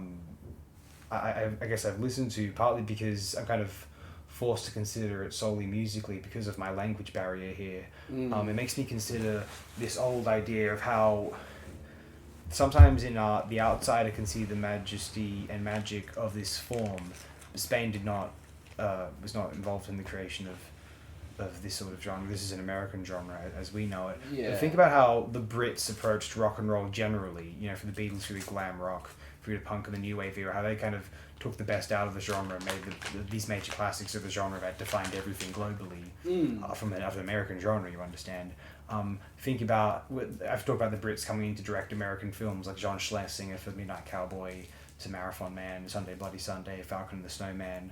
And then we can consider, even on the other hand, to take it back, to reverse the poles, Americans like Stanley Kubrick directing Britain and Barry Lyndon, or the director of all those Merchant Ivory films, Remains of the Day, Howard's End, Room of View, an American, James Ivory. Think about Antonioni's take on Britain of Sweeney's 60s London in Blow Up, or think the Taiwanese-born Ang Lee's take on Austen-era England in the Sense and Sensibility, like the definitive aesthetic filmic rendition of that beyond iconic cultural paradigm, and how they kind of, as outsiders, they don't see it as mundane, they just see it as this kind of force, kind of object, kind of exposed toward them, and so they can bring forth the most potent, purified, creative energy to be extracted from it, and kind of, they don't see it as something that's just ubiquitous, they see it as an icon. It's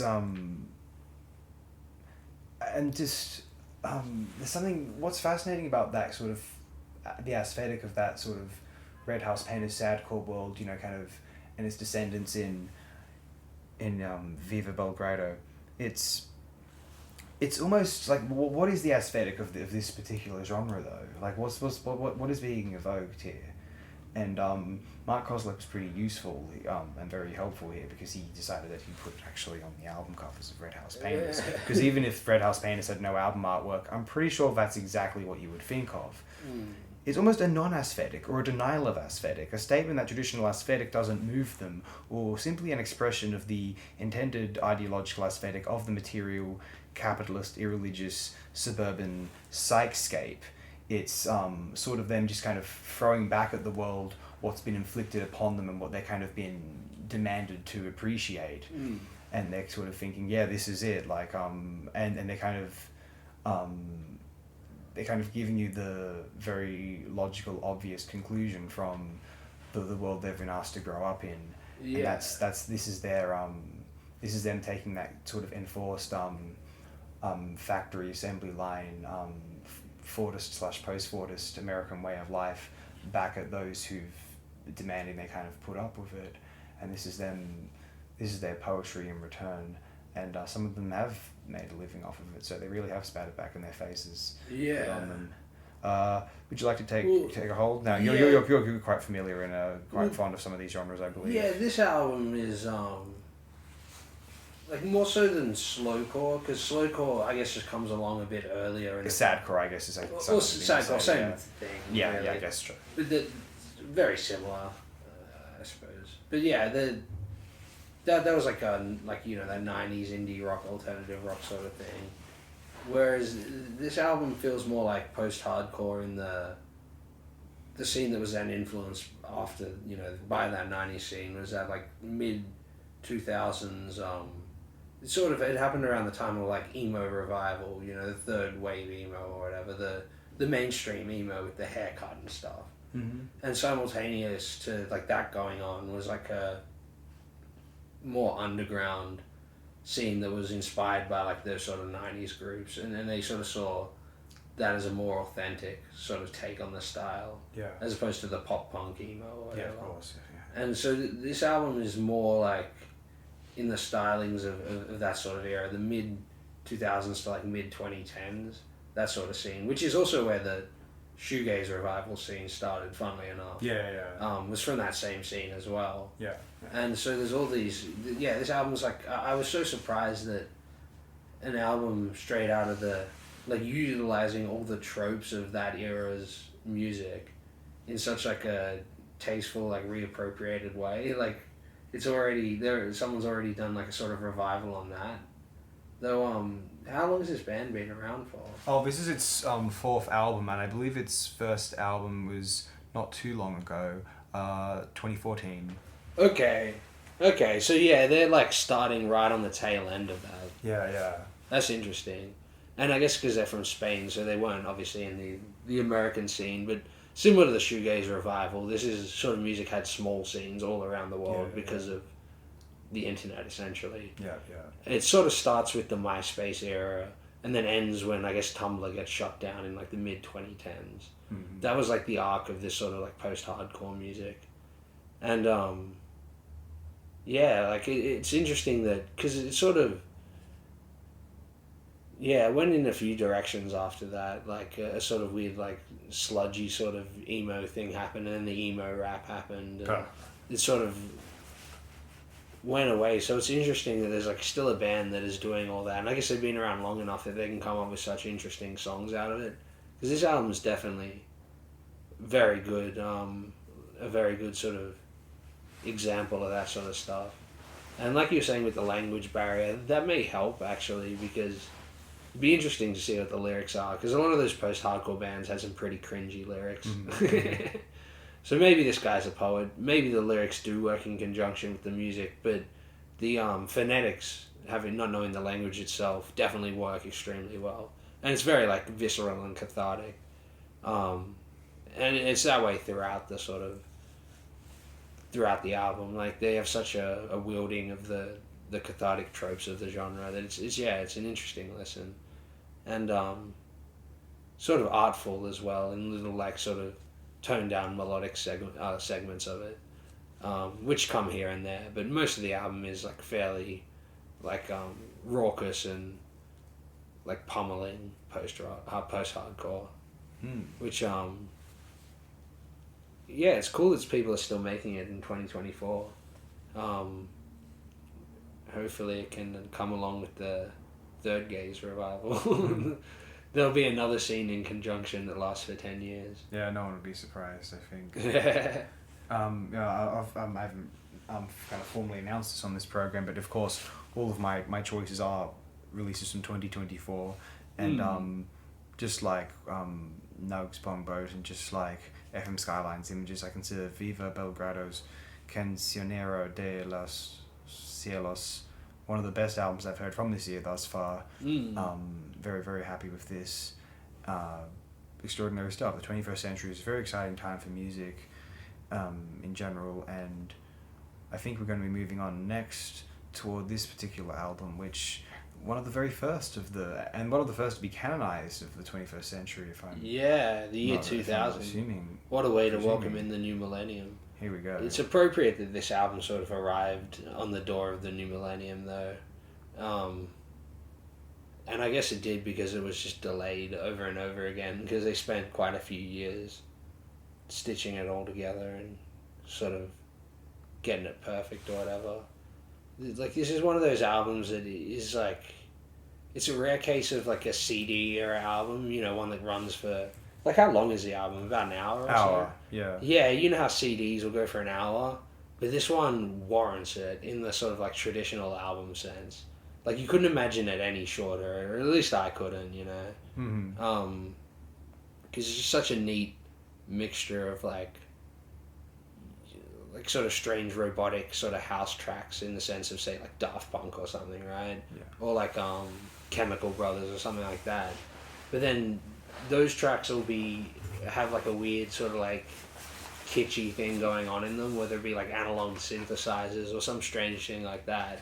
And then those are mixed in with all these like dense sound collage, like melodic sort of pieces that are full of like sampled records of like foreign, like European string disco music from the 70s.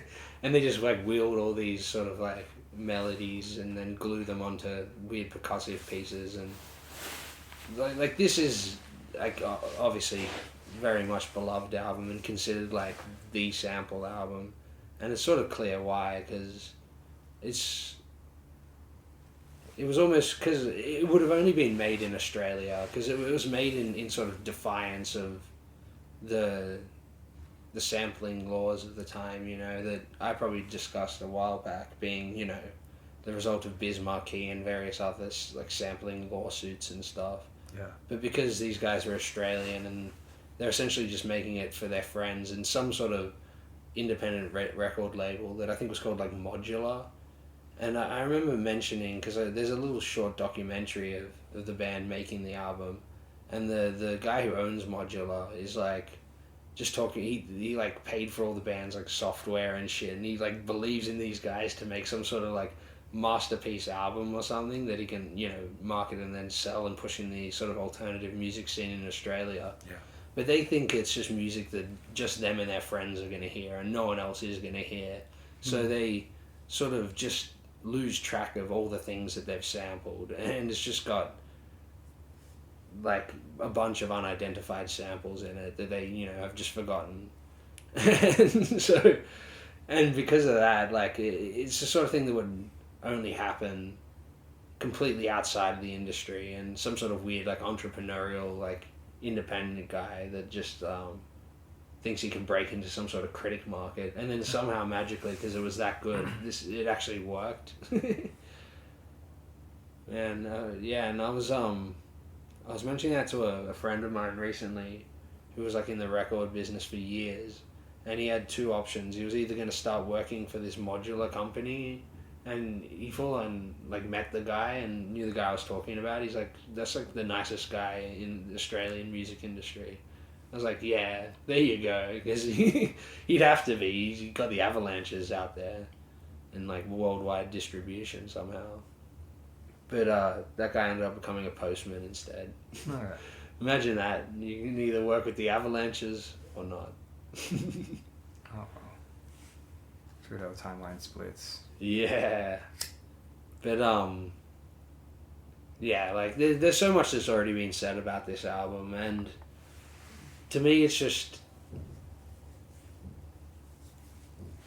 you know what it'll always be in my mind? It'll just be me being like an 8-year-old kid and just hearing this like strange song come from my older brother's bedroom and them singing along, just going, that boy needs therapy. Yeah, You know, like, yeah. what is this? This is amazing. Yeah. And the album definitely lived up to that weird like childhood memory in a way. It's just like, it's such an evocative album that like, I'm glad it's so beloved and well known, because it appropriately has like sort of weaved its way through like music consciousness, as it deservedly should. Like, it's just so enjoyable yet like enigmatic and interesting, you know. It sort of fits both worlds of like the lizard and the intellectual brain or whatever. Yeah. In a very unique way, especially from such like dense sample house music, you know. Well, I think this album's as good as all that everyone who says it is, and I think it's very apt, and it's fine that it's listed as the top album from Australia on RAM. Oh, nice. That's lovely and all. What's number 2? Just some nonsense. Let Love In, Nick Cave and the Bad Seeds. I'm Oh, not wow. that kind of guy, everyone. I just don't care. Number I 2, don't care for yeah. Cave that much. Just one of those things. But anyway, Birthday Party's cool. Sorry, I should clarify that. Yeah, you're talking like Bad Seeds and shit. Yeah, not my thing personally. I'm not for the kind of the guitar songwriter sort of guy. This is not really where I operate. Yeah, he thinks My he's a bit kids of a don't. beat poet or something. Yeah, I guess so. It's a bit cringy. A lot cringy. But you know, it's a brilliant album, and you know, when I listen to it, just the one thing that ever so slightly like I guess like this is on me really. This has nothing to do with anything valid, honestly. Sometimes so, you know, you did Strawberry Jam last week. Oh, yeah. And Yeah, that album's sort of downstream of this album in a way. Strawberry Jam is very brilliant, and it's equally brilliant follow-up is Mary River Post Pavilion. But there's a part of me that the reason I prefer Strawberry Jam to Mary River Post Pavilion is actually a little bit superficial, and here it goes. There's a certain quality of Mary River Post Pavilion that posts a degree of success on Strawberry Jam, you know, doing these shows and stuff, gigs, big festivals. There's a bit of a quality on Mary River Post Pavilion of yeah guys, let's all get together, be happy, go on, clap, get a clap going, blah blah blah. I know it doesn't, I know the music goes beyond that, but I detect that sentiment can be gleaned a little bit either, even if the band was themselves not thinking that, I know that this kind of music can be exploited by like DJs and such in context for that sort of thing, and too easily for me, and I know this is on me, and then I think they were consciously redoing like the Beach Boys early 60s like summer vibes thing for that album. Like, people must have compared Strawberry Jam to the Beach Boys, and they're like, oh, you want the Beach Boys, we'll give you the Beach Boys. I'm more of a kind of a sad, somber Pet Sounds era Beach Boys Yeah, kind of guy. sure. I guess I just wasn't made for these times. Yeah, Put that your album's head on my shoulder. That album's classic. All I Want to Do. That's a few albums later, but that's a really good one. Yeah. Disney Girls. That's the sort of Beach Boys I prefer. I'm not a fun guy. Nah. The Beach Boys album from 1992. That's the good one. Well, that's the most depressing one, so Somewhere it must in be Paradise. good. By my logic. It's got like a Baywatch tie-in music video. Oh, yeah. Oh, goodness me. I know, right? The Beach Boys. Somehow they sold out harder than Kokomo. Somehow. But yeah, since I left with the Avalanches, it's just like there's a little bit of me that's like you're listening to this, and it's like the idea of like someone, like I put it like this: if like I was in a situation and someone was playing this in public at a gathering, like I'm wrong for this, but I just feel annoyed. I just be like, oh fuck, like again, like I guess like I it makes me think of a certain like uncritical sort of like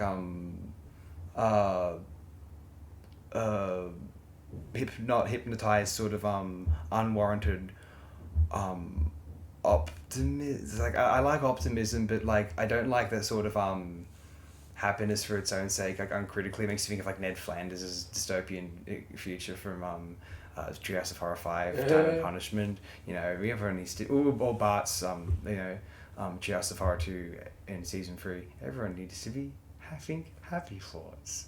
No, like there's just This album's like the opposite of that, though. I know that. I'm just talking about what it can be appropriated as and what its canonization sort of like can potentially, like you know, like it's not like the guy's intended for it to be successful at all. Yeah, but at least like say thematically, it reminds me more of say something like Deltron 3030, where it's just like right on the brink of, you know, Y2K, like dystopian sort of thing, you know. And like an example is what's the song on this album? Tonight May Have to Last Me the Rest All My Life, and it's like this it's a song that's straight out of like there was this weird like sort of like minimalist hip hop thing that happened in like the late 90s with nothing but like stripped back drum loops and like just looped piano breaks. And it's sort of in that vein, like this weird like instrumental like piano break hip hop, and it's got this like strange like melancholic like soul recording just repeating over it, and then it'll cut to like just a different chord progression that sounds like dinner jazz music or something. And it's such a like melancholic song that it's amazing. And the album's just full of those sort of like it's hauntological. Like that's like the early sort of like hauntological music, is that sort of like ghostly instrumental hip hop music from like with these soul samples and stuff like that. And this album is weird. Like it's just full of all these strange influences from out there parts of like late 90s dance music. I suppose you could view it in the way that you just outlined. One shouldn't. But like you said, that's probably a bit more of a case of like a sort of like it becoming like a cultural object. Yes.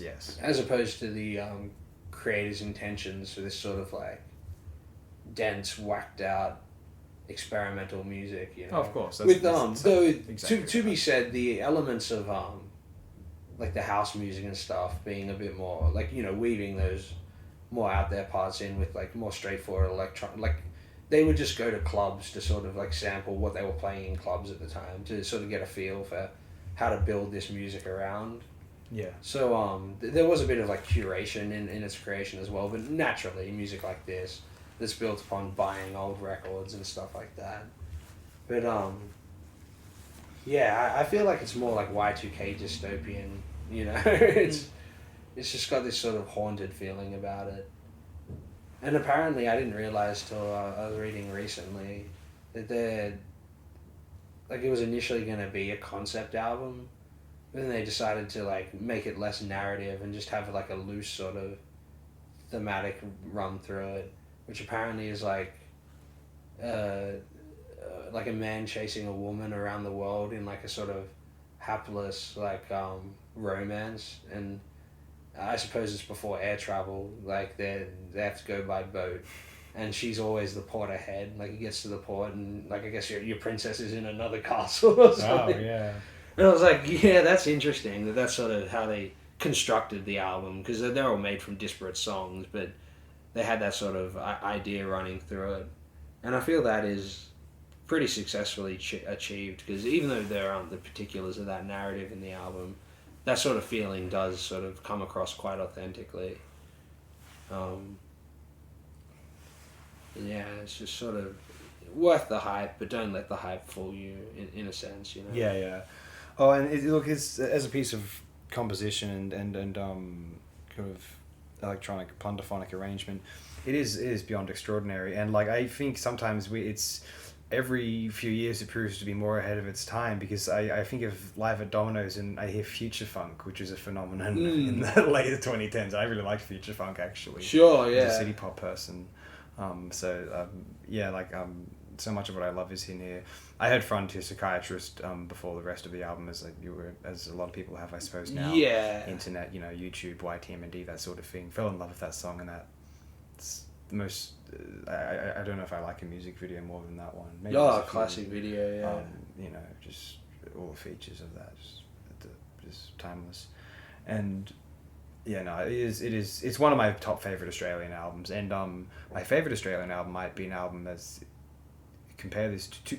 There's another two very audacious Australian albums in an electronic, highly, totally 100% electronic context. Cybertron 76, self-titled, and the Andrew de Wilder's album from 1989, Oceana, which is an ambient sort of new age album, which she composed entirely on one particular synthesizer, and I think Australia has the capacity to just produce these works which just, like, let's face it, if this was a UK release, like, it'd be the top of all their lists. Yeah, and yeah, Cybertron definitely. was European or UK. Oh, especially if it was UK. Oh, this is the greatest thing of all time. But because look at this Australian novelty. Oh, good on you guys. You've got an album from the 70s too. Oh, good on you guys. Oh, you got a little cat on the cover. Oh, it's like this is TD tier. Is it radioactivity tier? I don't know, but what is, like, whatever. That's the whole thing. And Andrew de Wilder, go subscribe to her. She's got a YouTube channel. She's awesome. I'll link that in the description, and I'll link that album in the description as well. It's the kind of thing I could discuss on Mandala, but what can you say other than like I think words would be a bit reductionist for Oceana, Promise of Tomorrow. So go listen to it. That's the 11th Mandala. We get into 11 here. And the Avalanches, it's a shame that they put out a disgusting follow-up, 2016 Wildflower. Although I must say, I heard out of curiosity a little bit of because some people were saying the third album's an improvement. We Will Always Love You. And from what I heard of it, it's definitely an improvement. To the point where maybe I was even rather liking it, but I haven't taken the step and listened to the whole thing yet.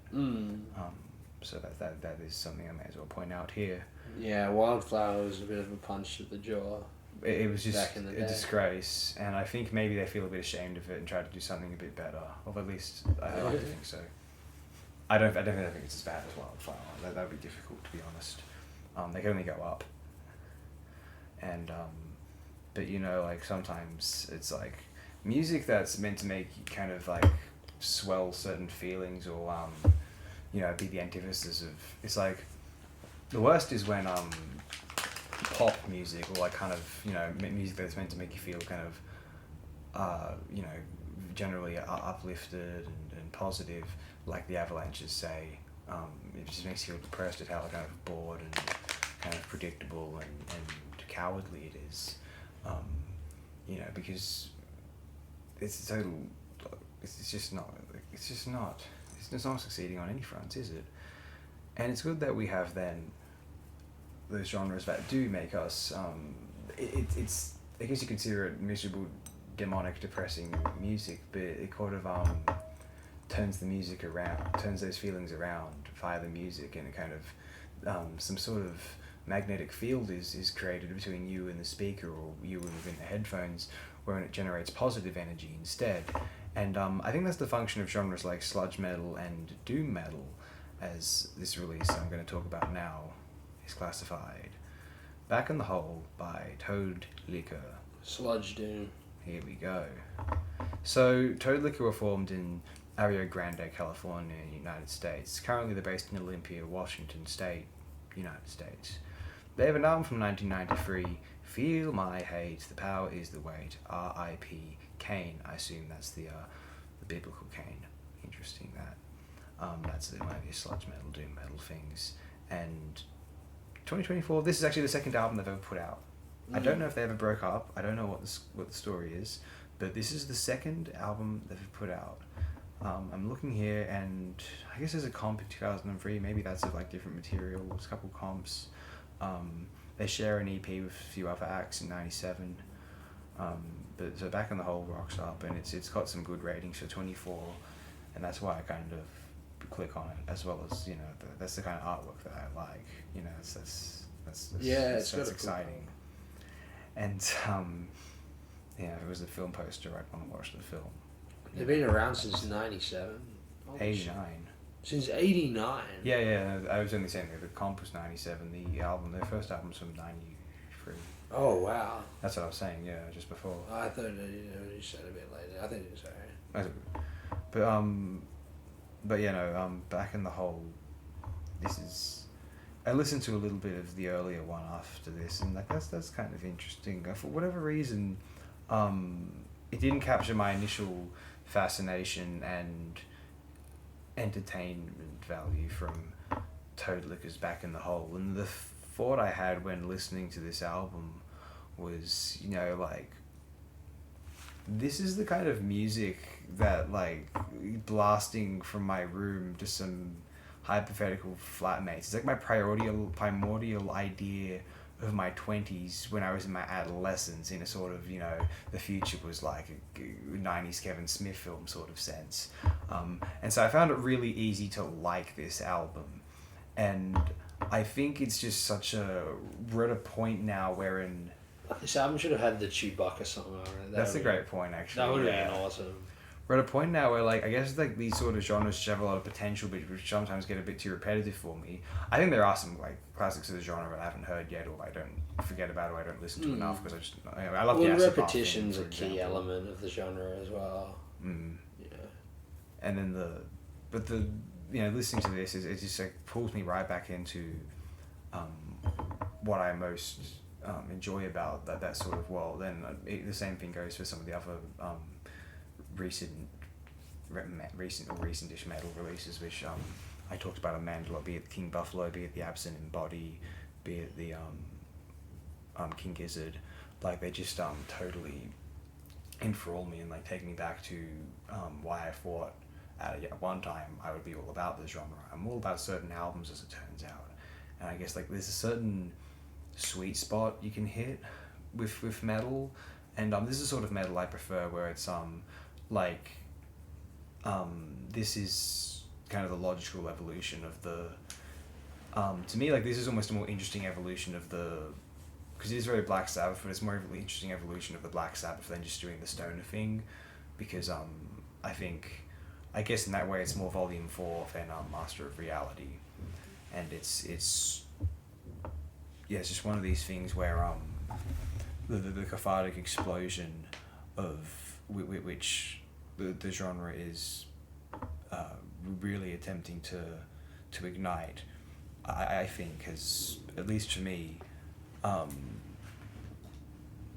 it makes me think, part of me thinks it's have I just finally become more attuned to the genre, or have they finally just put together something which compiles the best of the genre creatively, and in terms of it just just finding its way onto a particular release, or whatever the means.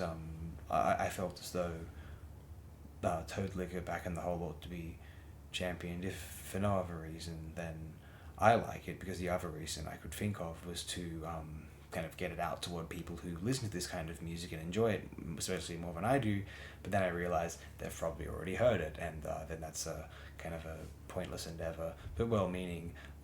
What do you have to share about Back in the Hole's Toad Liquor, if I may ask? Yeah, no, this is... I'm surprised that the band have been around for so long. Because, yeah, no... I guess it makes sense that they're veterans, but it just, yeah, it felt like a sort of more fresh take on the sort of sludge metal tropes, but... No, it was definitely very, like... sort of... evocative of, like... in the sort of nihilistic dread that the best sort of sludgy and doom stuff can sort of get out of you, and it's a sort of music that you definitely do listen to it indoors and just like you can sort of stare at the ceiling, and it manages to sort of become sort of a mildly meditative or like, you know, hypnotic sort of experience. There was a time in place when I guess one would experience this sort of music in certain outdoor areas, in parks and forests and such, but I guess that time has passed. We've mentioned this on previous shows. Sure. Albums, actually. But yeah, it's yeah, no, definitely got a sort of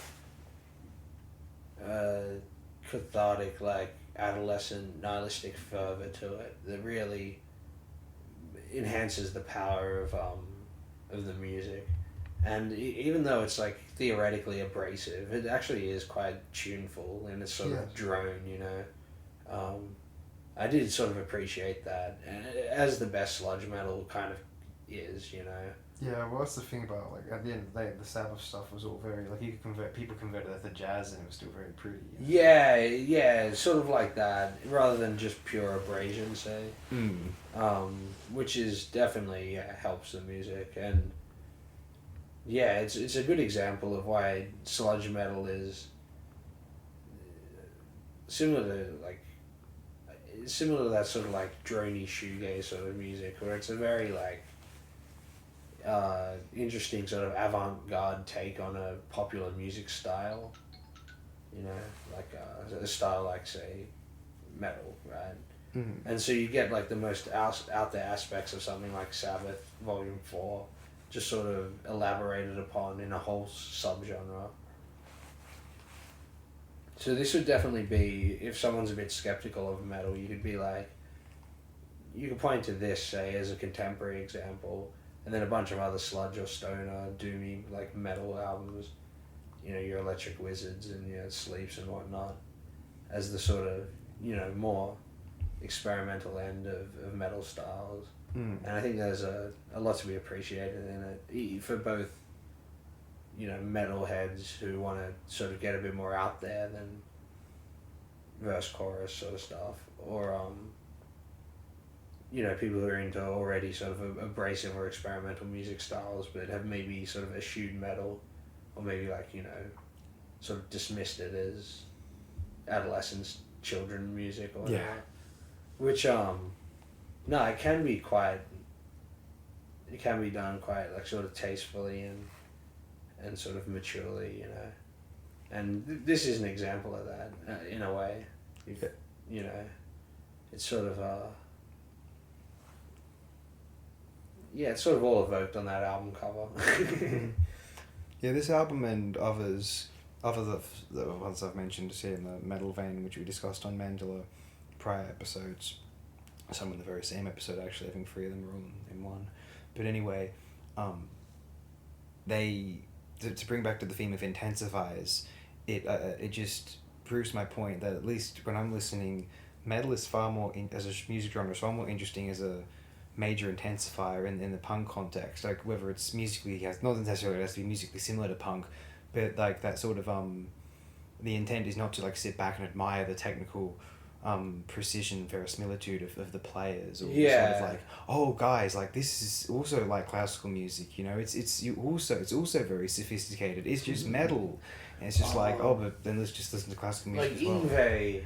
Yeah, that's what, you know, it's just like, like I prefer the sort of more metal as a cathartic intensifier. Yeah. And then Toad Liquor is going to be my kind of statement, what I'm going to present to the court to as my point in the matter. Not guilty. Yes, I would hope so. This has been Judge Judy. And now I guess we're going to talk about the total antithesis of that sort of thing, just because we heard the buzz Archie was insisting earlier. Yeah, the abrasion does certainly apply. Mad, mental, crazy. As well as, like, this might be the most punk rock album ever made. At the very least, it's the most DIY album ever made. Like, so the story goes, it was made from, like, tapes that were found in a BBC dumpster. Like, because they were already being recorded over too many times. Yeah. And so you just get these guys from this group, 808 State, who decide to, like, has an album ever had a more appropriate title than New Build? Because it literally feels like they're constructing some sort of new architectural project, like sonic architectural project. And in a way that, on this album, inventing, like, at least half of the 90s, like, EDM subgenres. You know? Each track will be, like, encapsulate one part of all of it. Though, the classic, you know, the trope of acid house, that squelchy bass, the Roland bass or whatever, it's done so, like, the best on this album. There's just something about the squelchy bass on it. I don't know what it is. And then, yeah, around that you just get all these bizarrely constructed, like, bizarre is the only way I could describe it, like, constructed, I don't even want to call them house songs. They're more, like, in the vein of, like, experimental, like 80s industrial music. It's almost as if that 80s industrial moment, which was really, like, you know, punk off, like the punk rock that kept on going, Yeah. you know, mixed with that sort of psychedelic, like heavy LSD induced 60s vision, you know, not the sort of stereotypical, like, hippy dippy thing. Yeah. The sort of acid existentialism of, like, a freak out, you know. Yeah. Is the sort of thesis of this album, it feels like. And I didn't even know what inspired it, other than just, like, the ability to be able to make it, you know. And obviously they were probably fans of, like, the Detroit techno scene, because I think those were fairly popular imports in clubs in, like, the mid 80s. And, like, you would start to get, like, you know, robot house music that was like a stack of humanoid, where people started wearing robot necklaces in the clubs for, like, a whole year. Apparently that was a thing back in the day. So I guess this music is sort of born out of that. But it's just, I think it's kind of apt that apparently in, like, the late 90s, Aphex Twin, like, remixed one of the songs on this album and said that, like, this was the album that, like, started his whole thing in a way, or, like, one of his biggest influences. Because, yeah, this is really precedes that, like, IDM sort of movement in a very heavy way. The album is just, I remember playing it once a few years back. I was hanging out in, like, a hostel, and these guys are, like, playing a bunch of, like, psytrance and stuff. And then I was like, oh, do you want to play some music? And I was just like, yeah, I'll put on this. And they're like, man, this is a bit much. It's, like, pure acid house. I'm like, yeah, I know. It's kind of, yeah, well, it's the album that, like, it invented all the tropes of the genre in a way. Like, it, you know, it doesn't just distill one of those tropes into a whole track. It's literally inventing the tropes and throwing them all at you at once in some sort of, like, bizarre, like German absurdist theater or something, you know. That's sort of what this album feels like to me. I could only imagine listening to it on LSD, which I haven't before. I've listened to 90 whilst tripping, and that was fun. But this would be, like, something else. It's just one of the more like sort of strangely influential albums that, you know, just a sort of, because like I really like pretty much all the rest of 808 State's work, but in a way it just never lived up to this album because it's just so strange and like bizarre. It's literally a like an avant-garde masterpiece that I feel has just been like was highly influential seemingly, but has been a bit forgotten, you know. And that's a shame, but that's probably because it's a bit too avant-garde. Like it's not easily accessible. Like in the way you were describing, say, the Avalanches, you know. Oh yeah. That's a lot more accessible. This was like that was trying to, like I was saying before, they were trying to, you know, curate the sounds of club music and mix it in with their like love of record diving and stuff like that. Whereas this is like purely theoretical. This is like, you know, hard physics that's up on a chalkboard or something, you know. It's being theorized as it's being, you know, laid out rather than curated, you know. So it does make sense that it sort of doesn't have that same sort of narrative attached to it, but it definitely is an important sort of starting point for all this strange, incredibly strange, like experimental end of club music. Well, you know, when this album was released, it was still an incredibly sort of subcultural scene. It wasn't approaching anything mainstream. It hadn't gone like acid yet, you know. Yeah, like it's just not. It's not at the point where like electronic dance music became sort of like a viable and sort of like library music sort of phenomenon, and ubiquitous of the culture at large. This is still in a very sort of, yeah, as we say, abrasive kind of disposition. And you know what's pretty interesting, you say how it's all theory. That's because, you know, in the many ways, like this sort of album, it's all the kind of the musical landscape of this album is just like the pieces of the music itself. Like there isn't, it's not like it's not really evoking any imagery outside of just the it's almost like, you know, a series of shapes generating around each other, and it's fitting that they've chosen for the aesthetic of the group's releases, at least for the very most part, certainly at this time, to simply be the band's logo, which is essentially the name of the technology being used. It's just big. Yeah. It's 808. It's almost just like a logo of a machine you're unpackaging, and these is just like the inbuilt you know kind of recordings which demonstrate what the machines are capable of. Yeah. But you know, it's really, you know, it's like the speaker music from of Blue Nile, except for the kind of the music technology, the software, or the kind of the mixer or the arranger itself.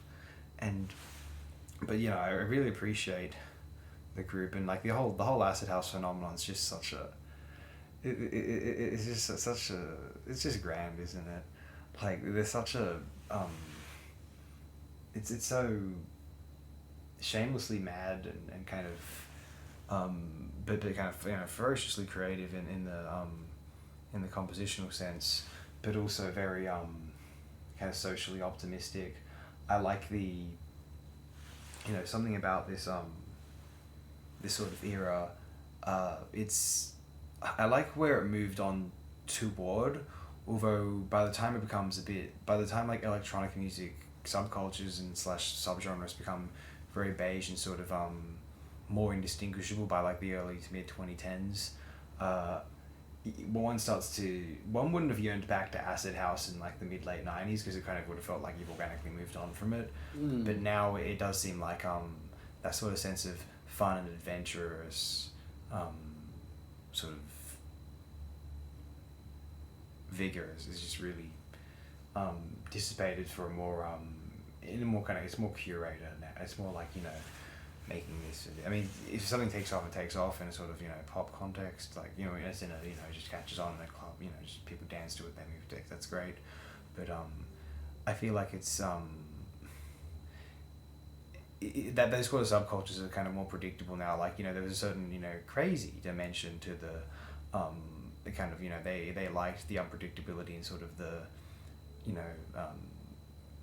unique qualities which kind of, because the drug was new at the time, ecstasy was a new drug in and of itself. And so there was a sense of exploration associated with the entire subculture, whereas now it's almost just like a formal rite of passage where you go feel a sense of, it's almost like people get drunk to feel a sense of euphoria. Now the ecstasy is just, it's just like another form of getting drunk and kind of inebriated in a very social context, which is fine. I've pubs, people love pubs, and people can love rave clubs too. That's awesome, but some people can doubt the revolutionary, say, we don't need to go here, but we may as well, potentiality of the sort of rave club environments. But then a lot of those early working class charters such as that outlined at the start of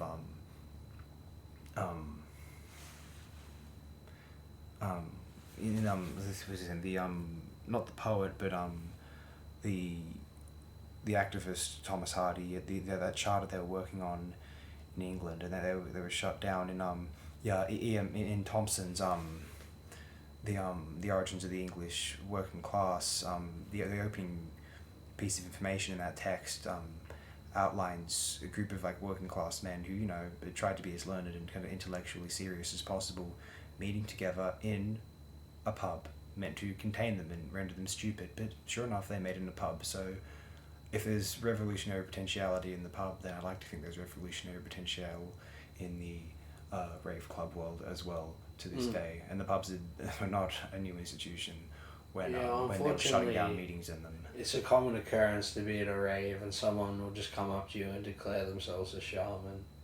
So it certainly isn't that. Well, people declare themselves former great explorers and adventurers in bars, I'm sure as well. Yeah, perhaps. Like Homer Simpson catching General Sherman. Oh, that's the classic. AOD endorses 808 State. Yeah, if you haven't travelled, then get your visa ready, because you better pack your bags for an altered state. The 808 State.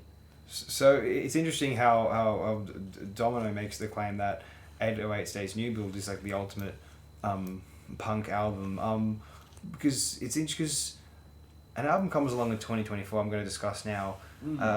This is an act called Space. They're from the United States, Buffalo, New York, I believe. Yes. This is the big waterfall. This is the only album they've put out.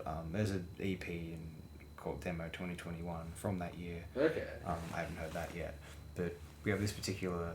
This is like something out of Mort Mobius, something out of Rene Laloux's films, and it's a 15-minute album. They decided to refer to it as an album because I guess they felt very serious and convicted about it, not to just call it an EP. This is an album, despite being 15 and a half minutes long in total. This is all we ever get from Spaced. It's like a seer coming along, like Oannes coming out of the ocean to kind of be a sage seer to the Mesopotamians. Alanis Morissette did that. Alanis Morissette doesn't exist in my worldview, sadly for her. Isn't that ironic? No. No, it's just a logical behaviour to bring myself a bit less pain on a day-to-day basis, I suppose. Yeah, I think everyone made that decision after 1996, it seems. Yeah, like I thought that was just like what we were supposed to do, but apparently like some people didn't do that, and like I just thought like maybe they didn't get a memo. I guess. But again, like it was just one of those things. Like you know how like you don't need to learn to like breathe, right? Anyway, this is all we ever get. Spaced. Oannes arrives out of the ocean, and informs us that there's still more to be said with the kind of the punk pathos, and I think whether it's manifesting in 808 state or whether it's manifesting in a more I don't know if I'd call this traditional. I mean, it's kind of in a sort of American, almost like American college band tradition, would we say? Yeah, well, it's definitely melodic. Yeah, yeah. But it also has like touches of like even like power violence here and there. Yeah, you true, know, true, you know, true. It's got a lot of variety.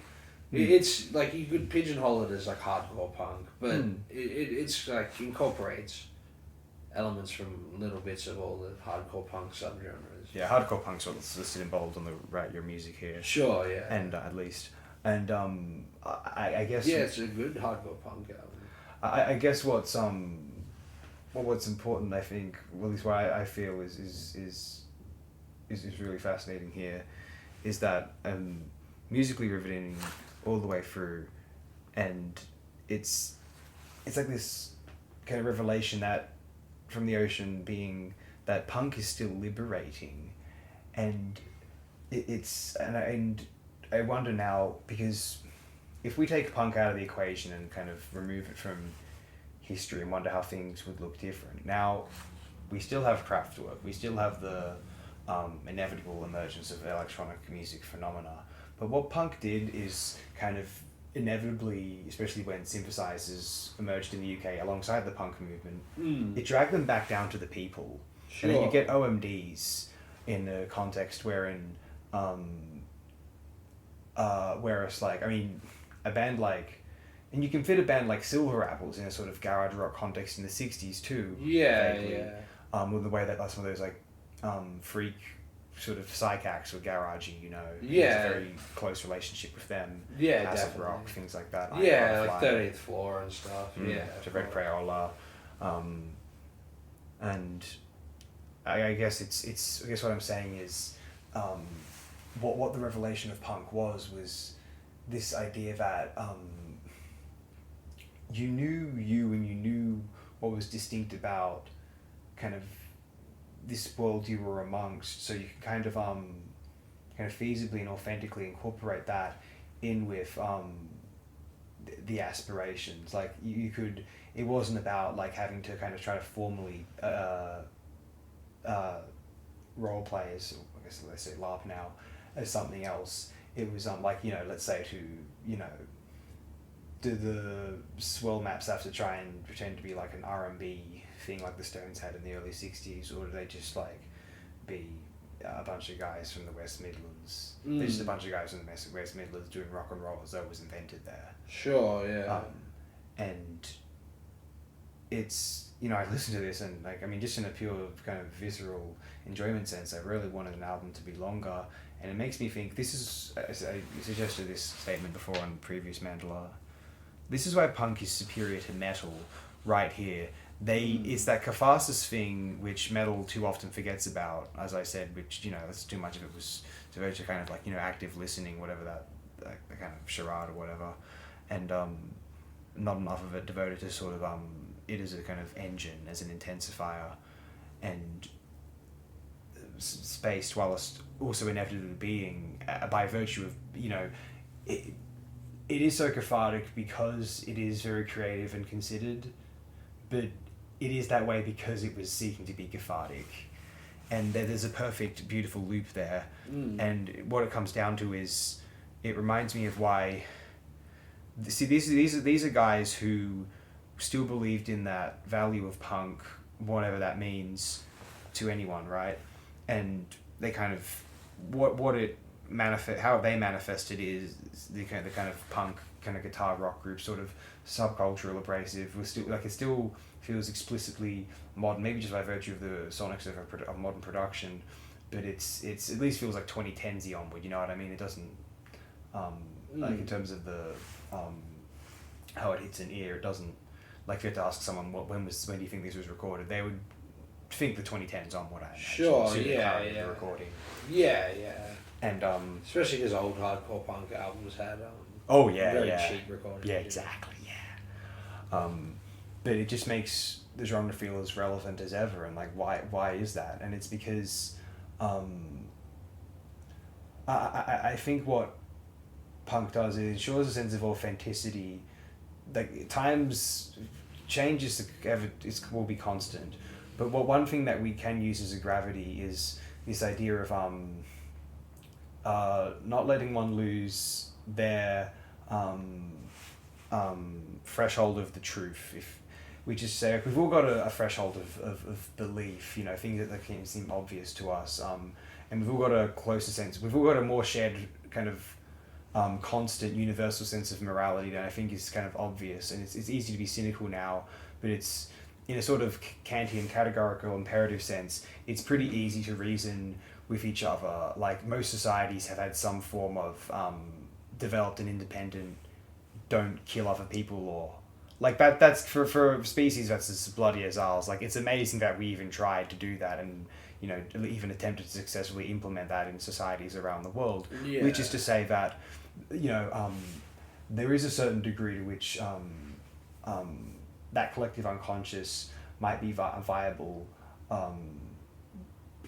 point of consideration, and so if you draw on that sort of threshold of right and wrong, and sort of critical consideration, and you kind of apply that to the changing times, you manifest, I guess what I'm trying to say is, when moving forth in music, in the arts, filmmaking, and visual design, even video games somehow, comic books, whatever it might be, when in doubt, hopefully this works out for you, but like,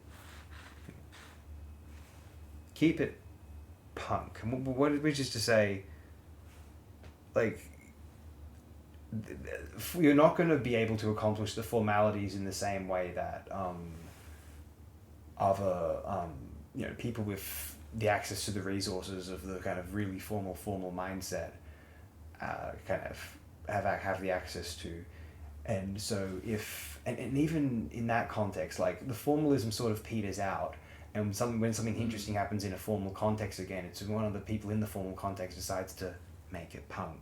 Yeah, and that was the reinvent or something. The equivalent, like Stravinsky and them would be considered punk in its day. Sure. Rite of Spring caused riots at the time in the very early 20th century.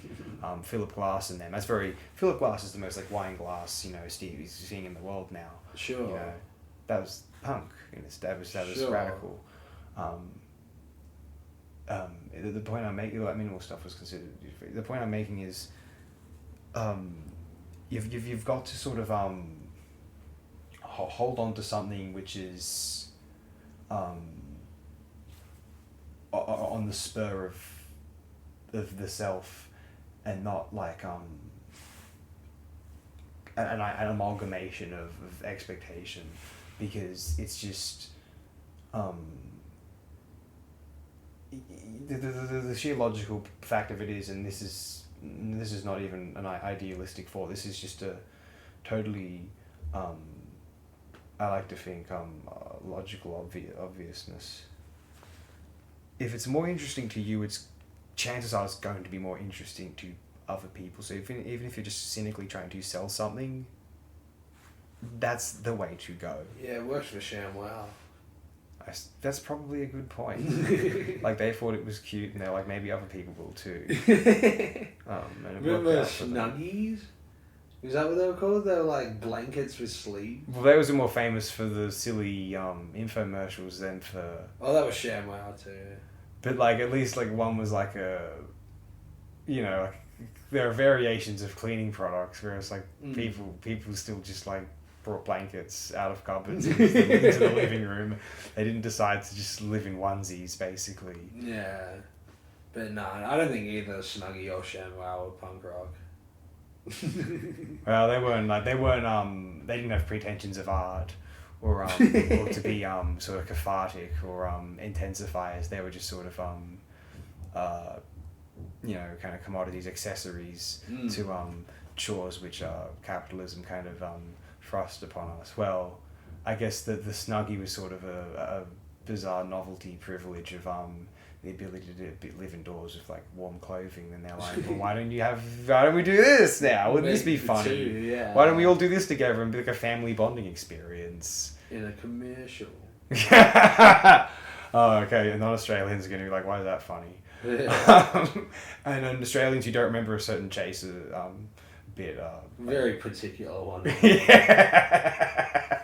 But yeah, nah, this album was... I actually appreciate the 15-minute mark. If they dropped like 2 15-minute albums a year, that'd be like next level. That'd be fun as fuck. Because like it doesn't outstay its welcome, and then like all the songs just sort of weave their way through very naturally, and like it has a lot of, like I was saying earlier, variety, and does little key touches of, like, it's clearly just made of people who are really big fans of hardcore punk, you know, and sometimes like 21st century and like 2010s hardcore punk loses a bit in the digital production, you know. Sometimes the old like bass drum sound was more in line with like the sort of things you'd get out of like metalcore around that time and things like that. Yeah. And same as things like just like overloaded guitar. Mm-hmm. Whereas this album just utilizes contemporary production in a way that, like you were saying earlier, really does enhance the qualities of hardcore punk. And yeah, listening to this album sort of is it's like very thrilling, and yeah, it almost makes you, like you were saying even as well, the sort of energy of hardcore punk is still in there. It's like you listen to this album and you want to start a hardcore punk band because you're like, man, this just sounds like so much fun. So that there is definitely that quality to it, as well as the sort of, you know, more like sort of transgressive, you know, anti sort of like anti-social sort of aesthetics, sort of done very very well, you know. This album sort of is just like a fuck you to sort of like poser punk, you know.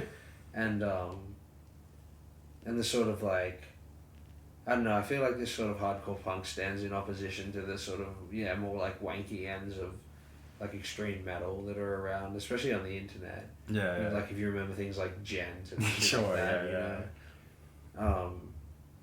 It's almost as if abrasive music is having its own punk moment with this album and just being like, let's take it back to the basics and get the best out of this production. Yeah. And yeah, no, it's definitely an album I'll listen to a few more times because it's nice and short and packs a wallop. Like if you got an album like this or like a power violence album, you want it to be about 15 minutes, maybe 20, 25 at most. But yeah, a hardcore punk album really shouldn't overstay its welcome because it just it's not the nature of the music and the songs, you know. Yeah. I think that, and I'd like to just, I guess, invoke again what I was describing earlier about the idea that like art should, in kind of medium channel, should keep the punk, particularly say in the context of films. What's people are complaining about in films and what they like about films and is what's missing in these films, and even the films are trying to be and they're kind of failing at it. It's the element of punk. Why was Fury Road the best of those blockbusters? Yeah. Why is it that even when like movies like we were talking about on recording, but like a movie like Logan or whatever, some of the MCU films, like what are those films missing? It's like even though they're trying to be sort of violent and edgy, it's like they're too elaborate and existing within a big superstructure. Yeah. And they're forgetting the punk context. And Fury Road managed to still bring a sort of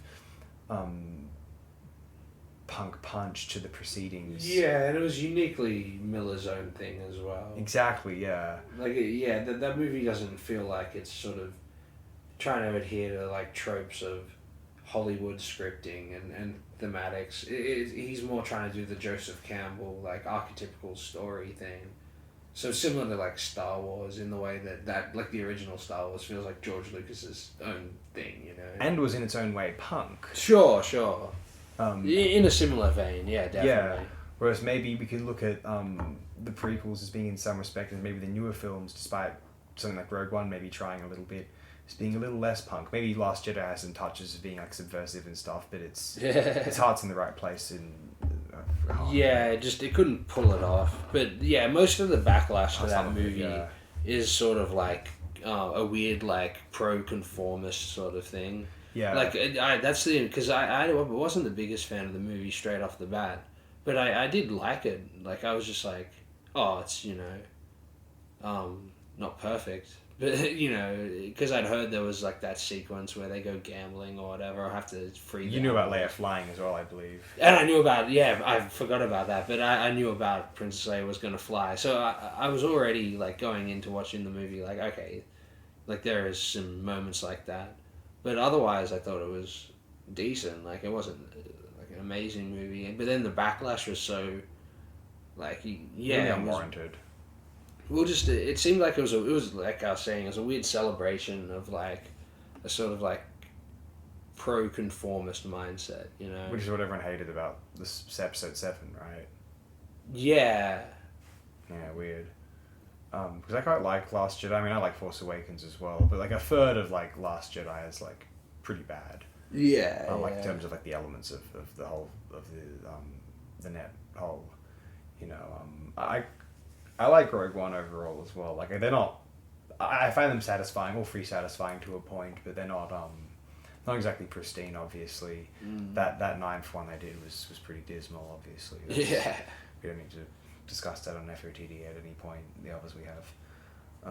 But tune in for next week's podcast on The Acolyte and all the hidden little Easter eggs in the background. None of those shows exist. So I don't even care. Sponsored by Raid Shadow you Legends. might see something on the early 2000s Clone Wars cartoon, which is like the better episode 2 as far as I'm concerned. Sure. That's my episode 2. Fuck it. Hashtag not my episode. Yes. But, and the punk element of Mad Max Fury Road was quite possibly the art design of the great Brendan McCarthy, of the great British comics artist and creator, writer of the 1980s. And I feel like that sort of, all those punk, sort of 2000 AD adjacent, the influence of 2000 AD on popular culture is enormous. I mean, if you need it outlined in a most entertaining way, check out the 2014 documentary, Future Shock. So the point is, the stuff that's less 2000 AD now, like genre films, the kind of worse off it is. The more 2000 AD, the better. Though 2000 AD have been slightly annoyed at stuff, maybe knocking off their ideas without permission, but there's obviously a lot of issues with 2000 AD. Or like Terminator or something? RoboCop was they were annoyed. They thought RoboCop looked really similar to Judge Dredd. Yeah. The film Hardware was outright plagiarized from a 2000 AD story, and they did, money was gained over that. I think they did model the look of RoboCop off Judge Dredd. Like, probably. Yeah. I mean, it is what it is. The Dredd 2012 film was one of the better films of its kind of that decade. It's better than RoboCop 2012 or whatever. 14. There was Total Recall 2012 though. Yeah, which I forgot about. That's one of the worst eras in movies, and I've never even seen any of them. But that late 2000s, early 2010s remake of 80s movies. Yeah, of course. That was a whole wave, and yeah, like I said, I haven't seen any of them. Brief bits of the RoboCop movie. But they all just look like the worst, eh? Well, one of the films from that period, which was more punk, both in its production values and in its aesthetic disposition, as we talked about it recently on the channel, as the Best Picture nominee, it was the District 9 of that time. Yeah. And the next two were just very superficially punk or not at all. Elysium and Chappie. Like, what the fuck's going that on guy's there? next movies. What the fuck's going on Yeah. there? He fell off hard. District 9 is like an accidental miracle. It's quite good, yeah. Because that guy doesn't seem like the most sort of like, from his subsequent movies, interesting sort of vision sort of guy. Because District 9 seems like a very sort of like potent idea, and it's executed so well. It's a thematically kind of a hackneyed idea. It's just executed well as like an mainstream action sort of affair. Yeah, and in like a sort of light comedy satirical way. Yeah, but that's why the thematics don't get overbearing, because it's not taking it seriously. Like that's almost maybe not. Um, maybe not. Yeah. So like, it's just it's weird that like it's obviously not deep or anything, but like I was saying, it's a comedy. But that guy was initially just like the director of like a Halo short film that was produced by Peter Jackson as like a trailer for a game / like a, as pilot for a potential movie or whatever. So it's funny that like infamously, because that didn't go ahead, that's why District 9 got made. So I'm glad that happened as opposed to him making a Halo movie, because that seems more in line with what he ended up doing later. Elysium. As opposed to District 9, which is more like Star Wars or punk or whatever. Yeah, guys, that's the message. We're going to be keeping it punk. I think that's because the way punk manifests in all these different contexts is going to be... It's always going to be different. Like it's to be punk is going to be, sometimes it might make you sound like traditional first wave punk, but more often than not you won't, because like all it was, to them the obvious thing to a lot of punks was to make what we now call post-punk music. They didn't call it post-punk music, they were still just of that punk generation. Alternative. There's certain people who are older now from that generation, no matter what music you play them, they'll just shrug and say, this is just alternative, unless it's Injury Reserve, where it's just actually not music anymore. It's just not. Oh, no. No music. It's ultra alternative. Oh, too alternative. Also, alternative pop is not a genre. That's a sham. Yeah, alternative pop. It's just pop? Or... It's just pop music, yeah. Like, it's just pop music that's just it's too, like, I guess sometimes well arranged to be. Well, the thematics are more tied into the tendencies of, like, a depressed teenage girl as opposed to, like, a party girl or something. Yeah. So it's just... It's not really alternative. It's more just pop. Yeah. Depressing pop. Yeah, I guess it I should like be called it more. Depressing pop. I like it because I guess the production's more kind of suited and pleasing to an ear, not just that ugly kind of adolescent abrasion, which I know is from my own adolescence and seems to have kind of mutated in an all too similar, but I guess slightly distinct to the current decade form. The kind of the Kesha-esque music of when I was a teenager is kind of its equivalence now, and it's all just like... It's like some things never change. The best thing that Jerry Seinfeld ever did was not hug Kesha. Oh, yeah, right. That's like one of the funniest things I've ever seen. She's just like, oh, yeah. Shouldn't she have known that was going to be his reaction? Like, she would have been disappointed if she was like a fan of the guy, I would imagine. I don't know if she was enough of a fan to like his little Pop-Tart project. I would hope not. Oh, well, that'll be, win the Academy Award for Best Picture, surely.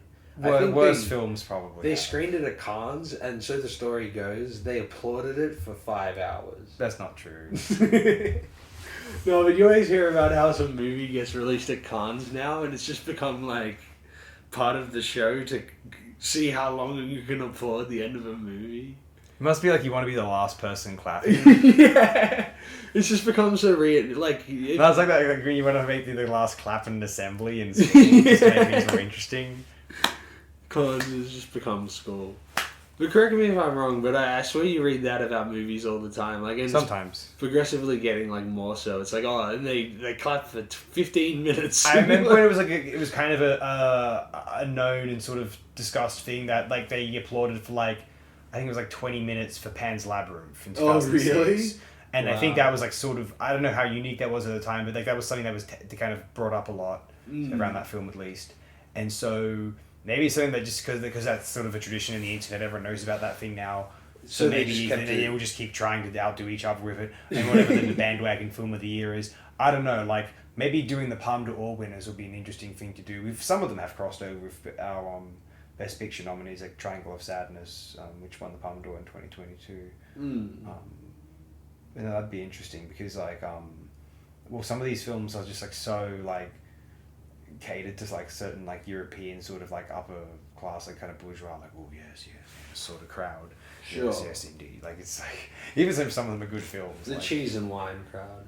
Yeah, precisely. Even if some of them are like fairly good films, sometimes they're not. They tend to be better than like the American Oscar bait equivalents, which are just like toilet fucking dump photos. Why not? Yeah, toilet at a busy train station. Oh, that's pretty bad. Yeah. My goodness. God, I got this FODD on the Oscar nominees. I gotta go through that. We're in the 2000s right now. We're going to be winding down through the 90s and the 80s back toward the beginning of the award ceremony in the late 20s. That'll be exciting. And then I'll just have to like. What year are you on? We're going to be doing 2007 next. Oh, nice. And now once all these Best Picture nominees are over, I'll just have to like excite myself and just like I'll just do like a whole bunch of like Brian De Palma or something maybe. That'll get a lot out of my system. Just be wild and exhilarating. Mm. And you should review every episode of the show Supernatural. that's a long show, right? Didn't that did that even stop? It's probably like 13 or 14 seasons. I think it's longer than that. Really? Probably. Yeah. You should review every episode of Neighbours. No one can do that. The Six Simpsons. Stars in the Sky. No. Imagine- I was going to do the Treehouse of Horror thing. I still might do that one day. Like the first Imagine 15 or so. The volume, though. Like, you're like, alright, this was pretty good for the first week. And then for the next 2 months, it's just nothing but... What Simpsons? Yeah, because the amount of good Simpsons compared to the amount of bad would just be ridiculous. It's oh man, it's overwhelming. I said the Brian De Palma thing. I wouldn't be discussing every one of his films. I think there's a few which probably would get the miss, like Passion, or I don't know if Bonfire of the Vanities would get the cut. Wise Guys won't get the cut. Neither will Bonfire home movies. Probably not. I've never seen it. I haven't read the book either, but Right. Never right. it's hilarious that that's like an infamous like bomb. It just like doesn't. I don't think De Palma did. It's a weird situation with him and comedy. Like, there's that early 70s movie Get to Know Your Rabbit. I mean, that's sort of a bizarre thing. That's almost more appreciable as a novelty. But he's also got like Tommy Smothers and Orson Welles in there. So like, you can kind of get people to kind of like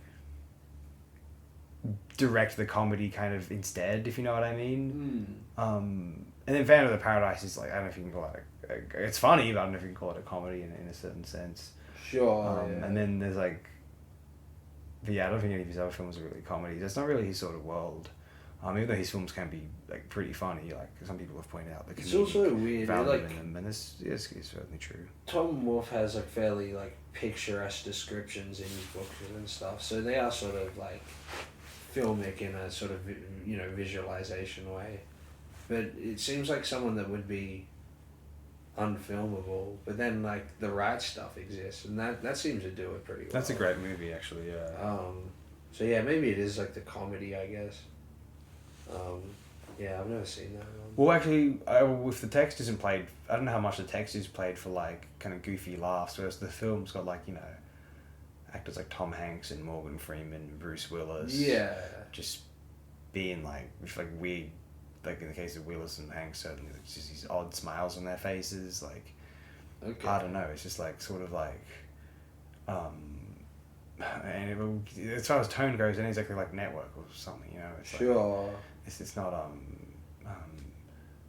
God, like I don't know, like other examples of kind of like reasonably sharp satire, or like there's that really good movie that David Mamet wrote, Glengarry Glen Ross, which is about they're trying to sell houses, and it's like Jack Lemmon and a bunch of other people, and like that's a good tone to have one of those. Like, that tone could have been. Well, I don't know. There's different sort of plots, but I guess the point I'm making is it's just like, it's like, when you're trying to do like because that Tom Wolfe thing, that's meant to be about like some like serious like sort of, issues about like class and like even race relations in the United States, right? Yeah. And when you play it as like a slapstick, it sort of like divorces itself. It loses the punk. So Yeah. it's not punk. There we go. I don't think he would like the movie either. Do we? Well, we probably find out his thoughts on the movie. I imagine they're not that positive, though. Yeah, I don't think so. I guess De Palma, in that instance, didn't keep it punk. I know in that great documentary that he discusses all of his films, I'm pretty sure that's one where he says, that's a bit of a misfire. Though he does also say about the Fury, but that's just because he's like De Palma's he's not, and this is why he's still a good filmmaker. I think I sincerely think this. Domino's not Domino the Guest, Domino the film he made in 2019, is a really stellar picture, starring Mr. Jamie Lannister and Melisandre actually, she's in there too. But no, I think the reason he's still a good filmmaker is because unlike Scorsese or Spielberg, his buddies, Lucas to an extent, and I don't know who's the other one of Coppola, I guess to an extent as well. You could say, De Palma doesn't have an ego because I guess his movies are so sporadically commercially successful. He can't really have an ego, and the critics tend to not like them until a few years later anyway. A lot of the time, the critics that really love him, but it's not like across the board, especially back in the 70s and 80s. Especially then.